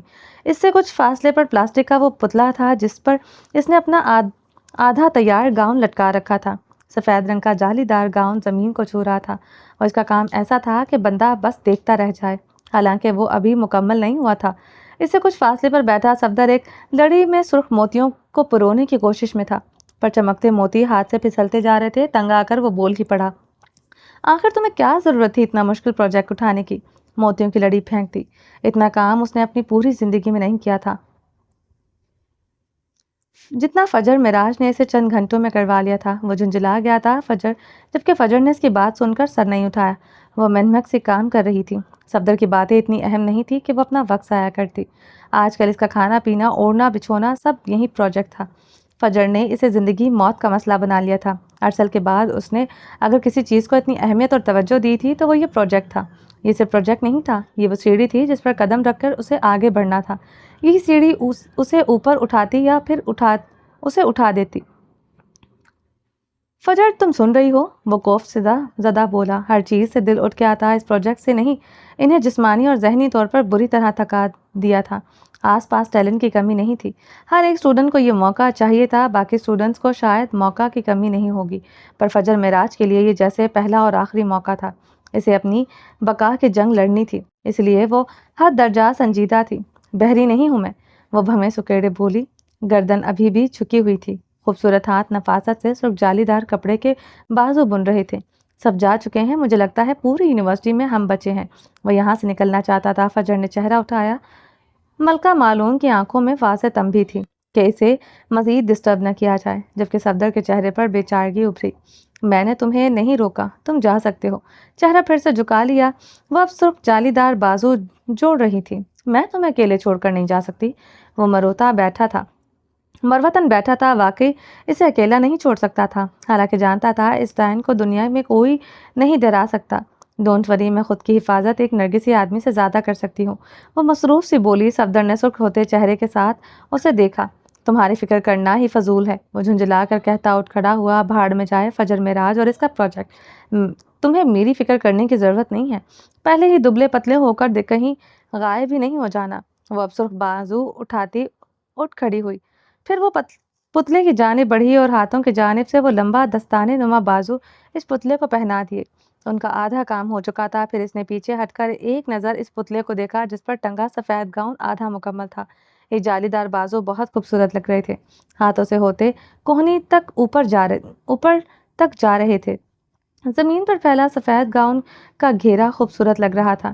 سرخ و سفید امتزاج کا یہ گاؤن جب مکمل تیار ہو جاتا تو کیا غضب ہوتا۔ پرفیکٹ، وہ زیر لب بڑبڑائی، آنکھوں سے اینک اٹھا کر اوپر بالوں پر جمائی۔ آنکھوں کی چمک بڑھ گئی۔ کھڑکی سے آتی سورج کی روشنی اس کے چہرے سے ٹکراتی پلٹ رہی تھی۔ سورج کی روشنی میں اس کی آنکھیں واضح ہوئیں، خوبصورت اور ستاروں سے بھری ہوئی آنکھیں۔ وہ جنہیں ایک بار دیکھ لیتی امر کر دینے کی صلاحیت رکھتی تھی۔ وہ سینے پر بازو جمائے کئی پل اس گاؤن کو دیکھتی رہی۔ کھڑکی سے چھن کر آتی روشنی میں فجر معراج پوری کی پوری واضح تھی۔ ڈیفالٹ پیس نے صحیح کہا تھا، سرخ سفید اور جامنی رنگ میں وہ واقعی بیوٹی لگتی تھی۔ ننگے پیر کھڑی وہ دراز قد لڑکی اپنی آنکھوں میں آنے والے وقت کے کئی خواب سجا رہی تھی، وہ خواب جن میں وہ بلندیوں پر راج کرتی تھی۔ صفدر اسے گاؤن کو یوں گھورتے ہوئے وہ ہونکوں کی طرح دیکھے گیا۔ ٹھیک ہے، باقی کا کام کرتے ہیں۔ وہ پتلے کے سامنے سے ہٹ گئی۔ کھڑکی سے چھن کر آتی دھوپ خالی رہ گئی تھی۔ وہ مزید کھڑی رہتی، پر وہ کرسی پر بیٹھی اپنے سیاہ سینڈل پہن رہی تھی۔ چلو تم الماری کھولو، میں سامان سمیٹتی ہوں۔ اسٹوڈیو کے اندر اسٹوڈنٹس کے لیے بڑی بڑی الماریاں بنی تھیں جہاں اسٹوڈنٹس اپنا سامان رکھتے تھے۔ صفدر نے تیزی سے آگے بڑھ کر الماری کھولی۔ اب وہ دونوں سامان سمیٹ رہے تھے۔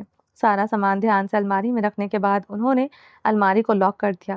ایک چابی صفدر کے پاس ہوتی تھی تو دوسری فجر کے پاس۔ مجھے بھوک لگی ہے، صفدر نے کمر پر ہاتھ رکھتے کہا۔ ہاں مجھے بھی۔ وہ اپنی آنکھیں مسلتے اپنا بیگ اٹھا رہی تھی۔ کاٹن کی بڑی سی چادر کو کندھوں پر پھیلا لیا تھا، اسے لوکل ہی گھر جانا تھا۔ چلو پھر مجھے کھانا کھلاؤ، میرے پاس تمہاری طرح باپ کا حرام پیسہ نہیں ہے۔ وہ لحاظاً طاق پر رکھتی ہوئی گویا ہوئی سیاہ نفیس سا لیدر کا بیگ کندھے پر ٹنگا لیا۔ حلال کا تو ہے نا، چلو اس سے کھلا دو۔ صفدر نے بتیسی دکھائی۔ 4 سال ہو گئے تھے انہیں ساتھ پڑھتے ہوئے۔ وہ فجر کو کسی حد تک جانتا تھا، لیا دیا سا انداز۔ اس کی کوئی خاص دوستیں نہیں تھیں، البتہ صفدر کو وہ پسند تھی کیونکہ وہ باقی کلاس فیلوز کی طرح نہیں تھی، وہ کھری تھی۔ ہاں کبھی کبھی زیادہ بول کر دل دکھاتی تھی، پر اس نے کبھی کسی کی ٹانگ نہیں کھینچی تھی، کسی کو نیچے گرانا نہیں چاہا تھا، اور چاہتی بھی کیسے۔ اس کا سارا وقت تو اپنے لیے سیڑھی بنانے میں گزر جاتا تھا۔ وہ سیڑھی جو اسے بلندیوں پر لے جاتی، پھر ایسے میں کسی کا خیال کیسے آتا۔ کچھ دیر بعد دونوں روم سے باہر نکلے تھے۔ پیسوں کے معاملے میں کوئی رعایت نہیں، تم اپنا بل دو، میں اپنا دوں گی۔ کبھی کبھی دوستوں پر پیسہ لٹا دینا چاہیے، وہ اسی انداز میں بولا۔ یونیورسٹی کے باہر کیفے تھا، دونوں اسی جانب جانے کا سوچ رہے تھے۔ اور تم، کس نے کہا تم میرے دوست ہو؟ وہ آئیبرو اٹھا کر طنزیہ بولی۔ کیا نہیں ہوں؟ صفدر نے معصومیت سے آنکھیں پٹپٹاتے پوچھا۔ کچھ اسٹوڈنٹس آتے جاتے نظر آ رہے تھے۔ سورج سارا دن جلتے رہنے کے بعد اب مغرب کی اور جا رہا تھا۔ دھوپ کی شدت میں کمی آ چکی تھی۔ کلاس فیلو ہو وہیں رہو۔ سیاہ سینڈل والے پاؤں آگے دھرتی وہ جلدی دوست بنانے کی قائل نہیں تھی۔ پروجیکٹ پارٹنر بھی ہوں، صفدر نے یاد دہانی کرائی۔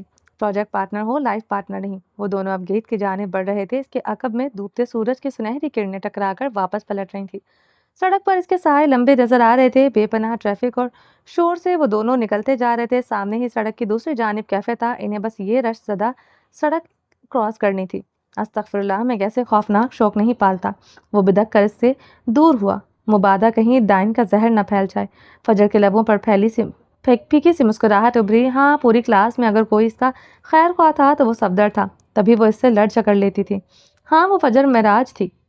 وہ کلاس فیلوز کو لے کر، کولیگز کو لے کر ہمسایوں کو ہمسایہ ہی کہتی تھی اور مانتی تھی۔ اس کے نزدیک ہر تعلق کی پہچان الگ ہوتی ہے اور ان کی پہچان برقرار رکھی جانی چاہیے۔ وہ جانتی تھی ہر کوئی دوست نہیں ہوتا اور ہر کسی کو دوست نہیں کہا جاتا۔ کچھ دیر بعد وہ کیفے کے اندر بیٹھے تھے۔ شیشے کی دیوار والے کیفے سے اب ڈوبتا سورج کسی آدھے پیالے کی مانند نظر آ رہا تھا۔ کیفے ابھی کھلا تھا، پہلے آنے والے گاہک وہی تھے۔ صفدر نے فاسٹ فوڈ آرڈر کیا تو فجر نے میز پر سر گرا لیا۔ اس نے اپنے لیے کولڈ کافی منگوائی تھی، جبکہ صفدر نے منٹ مارگریٹا۔ ویسے ایک بات تو بتاؤ، کچھ یاد آنے پر صفدر نے پوچھا۔ تم انگیج ہو نا؟ تمہارا منگیتر تمہیں کیسے جھیلتا ہے؟ وہ تو کہہ کر اپنے موبائل کی طرف متوجہ ہو گیا، پر فجر سر نہیں اٹھا پائی، جہاں تھی وہیں رہ گئی۔ چہرہ یکدم ہی سرخ پڑ گیا، خوبصورت آنکھیں گلابی ہونے لگی۔ خود پر جبر کرنا بھی کس قدر مشکل کام ہے نا۔ وہ کئی لمحے جیسے سانس ہی نہیں لے پائی، جسم سے ساری جان نکل گئی۔ منگیتر لب پھڑپھڑا کر رہ گئے۔ اس نے تو دھتکار دیا تھا نا، وہ محلے کی سب سے حسین لڑکی جو وہ جانتی تھی وہ حسن کی ملکہ تھی، وہ اب ملکہ مالون ٹھہری تھی۔ ملکہ مالون دھتکاری گئی، پھٹکاری گئی، پھر جیسے کچھ یاد آنے پر وہ سیدھی ہو کر بیٹھی۔ ویٹر اب صفدر کا مارگریٹا اور فجر کی کولڈ کافی میز پر رکھ کر پلٹ گیا تھا۔ کئی ثانیے وہ پھر اپنے سامنے رکھی کافی کو دیکھتی رہی۔ کوئی تھا جو یاد آیا تھا، ولیم ہر کسی پر مہربان نہیں ہوتا۔ وہ فارنر جو کتنا بے باک تھا، جس نے تعریف کرنے میں ذرا کنجوسی نہیں کی تھی۔ صفدر نے گلاس اٹھایا، اندر جھولتا اسٹرا لبوں سے لگایا۔ اس کے موبائل پر زوں زوں کی آواز سے میسیجز آ رہے تھے۔ ٹھنڈا جوس اندر گیا۔ وہ گروپ چیٹ میں آنے والے کسی میسج پر ہنس دیا۔ کچھ لوگ اتنے خوش نصیب ہوتے ہیں نا، چھوٹی چھوٹی باتوں پر ہنستے رہتے ہیں۔ میں منگنی شدہ نہیں، شادی شدہ ہوں۔ پھر کسی آواز سے صفدر کے منہ سے جوس باہر آیا اور اگلے ہی لمحے وہ بری طرح کھانسنے لگا۔ چھینٹے ملکہ مالون تک گئے اور اب وہ کھا جانے والی نظروں سے اسے گھور رہی تھی۔ او مائی گاڈ، یہ کب ہوا؟ گلاس رکھتا وہ سیدھا ہوا اور چہرے پر بے یقینی رقم تھی۔ یہ تو سچ تھا، وہ جھوٹ نہیں بول رہی تھی، پر کب، کیسے، کیوں؟ وہ حیران تھا۔ فجر کچھ نہ بولی۔ اس نے خاموشی سے کافی کا گلاس اٹھا لیا۔ اسٹرا لبوں میں دباتے اس نے ایک نظر صفدر کو دیکھا۔ اتنا شاکڈ ہونے کی کیا بات ہے؟ تم سے شادی کرنے کے بعد وہ اب تک زندہ ہے یا لڑک گیا؟ وہ حیرانی سے پتہ نہیں کیا بول رہا تھا اور پھر اگلے ہی پل زبان دانتوں تلے دبا لی۔ منہ بند رکھو، وہ خفگی سے بولی۔ چہرہ بلا وجہ ہی سرخ پڑ گیا۔ کیا وہ اتنی ظالم بیوی بنتی؟ کیا پتا اس سے بھی زیادہ؟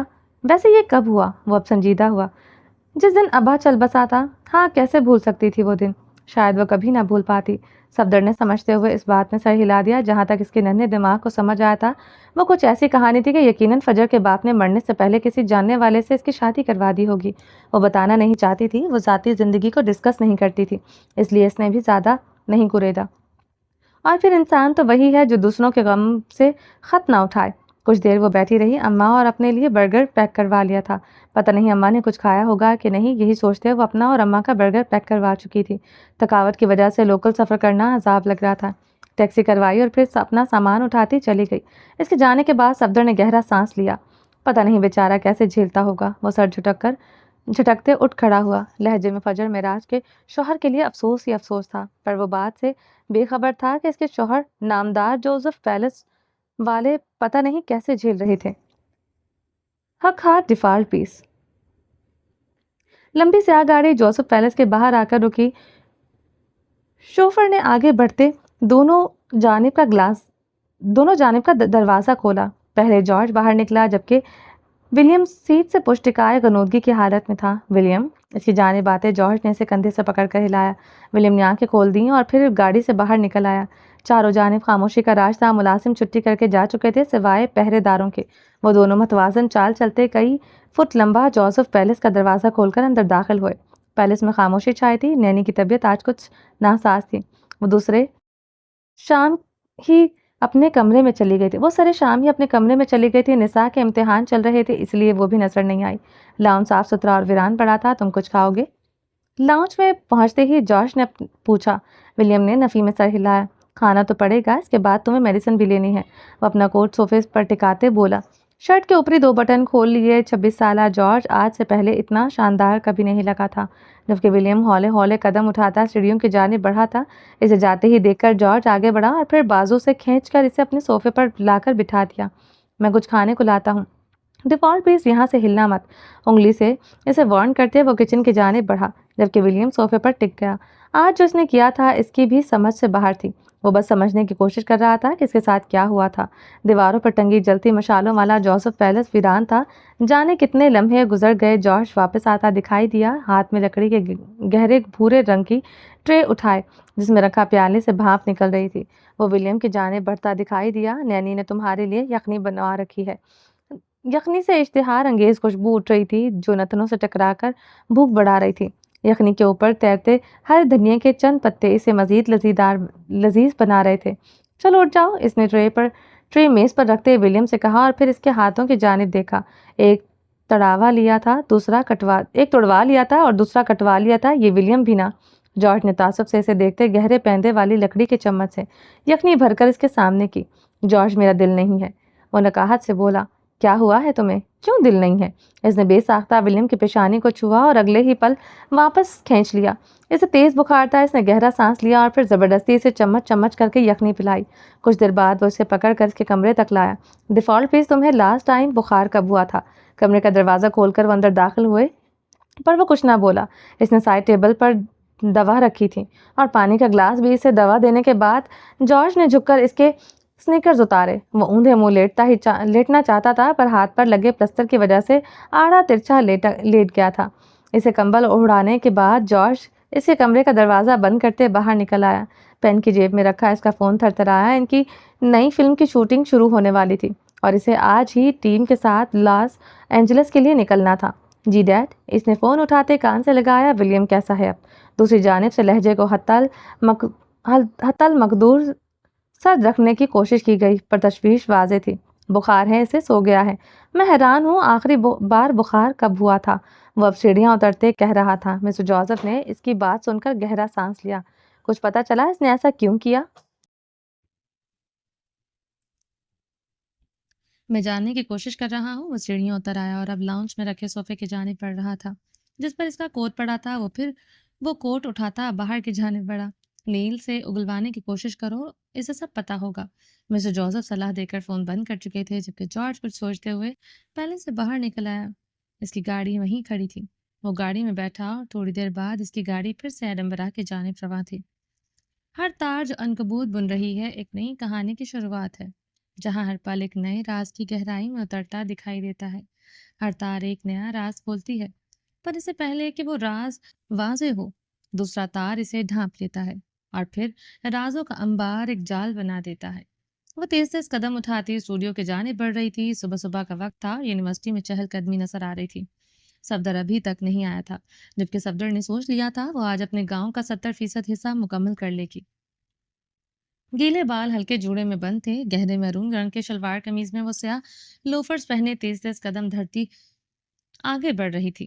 آنکھوں پر چشمہ تھا، وہ بیگ کندھے پر ٹنگا تھا۔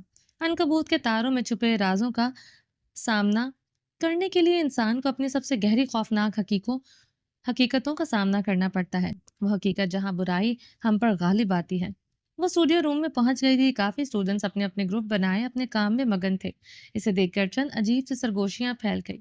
جھکے ہوئے سر مسکراہٹ دبانے کی کوشش کر رہے تھے۔ فجر نے اپنا بیگ اتار کر بڑی میز پر رکھا اور اندر سے الماری کی چابی نکال لی اور پھر وہ الماری کی جانب بڑھی۔ چابی لگائی اور کلک کی آواز سے تالا کھل گیا۔ پر کیا؟ اگلے ہی پل الماری کا سارا سامان اس کے پیروں میں آ کر اور فجر کو اسٹوڈیو کی چھت اپنے سر پر گرتی محسوس ہوئی۔ ڈس ڈس ڈس، جیسے عمارت ڈھہ گئی ہو۔ اس کی پہلی سیڑھی کو اس کے قدموں سے نیچے کھینچنے کا انتظام کیا جا رہا تھا۔ وہ پتلا اس کے پاؤں میں پڑا تھا اور اس کے ساتھ ہی اس کا گاؤن کے کٹے ہوئے ٹکڑے۔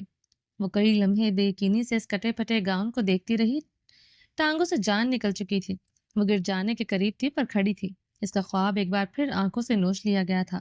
ضبط سے مٹھیاں بھینچ لی، دل کیا اتنی زور سے چیخنے کے سننے والوں کے کانوں کے پردے پھٹ جائے، پر وہ دانت پر دانت جمائے کھڑی رہی۔ اس کا پہلا خواب اپنی ناقدری پر اس کے پیروں میں پڑا رو رہا تھا۔ خواب کے ٹوٹ جانے کی تکلیف کیا ہوتی ہے، یہ کوئی فجر میں رات سے پوچھتا۔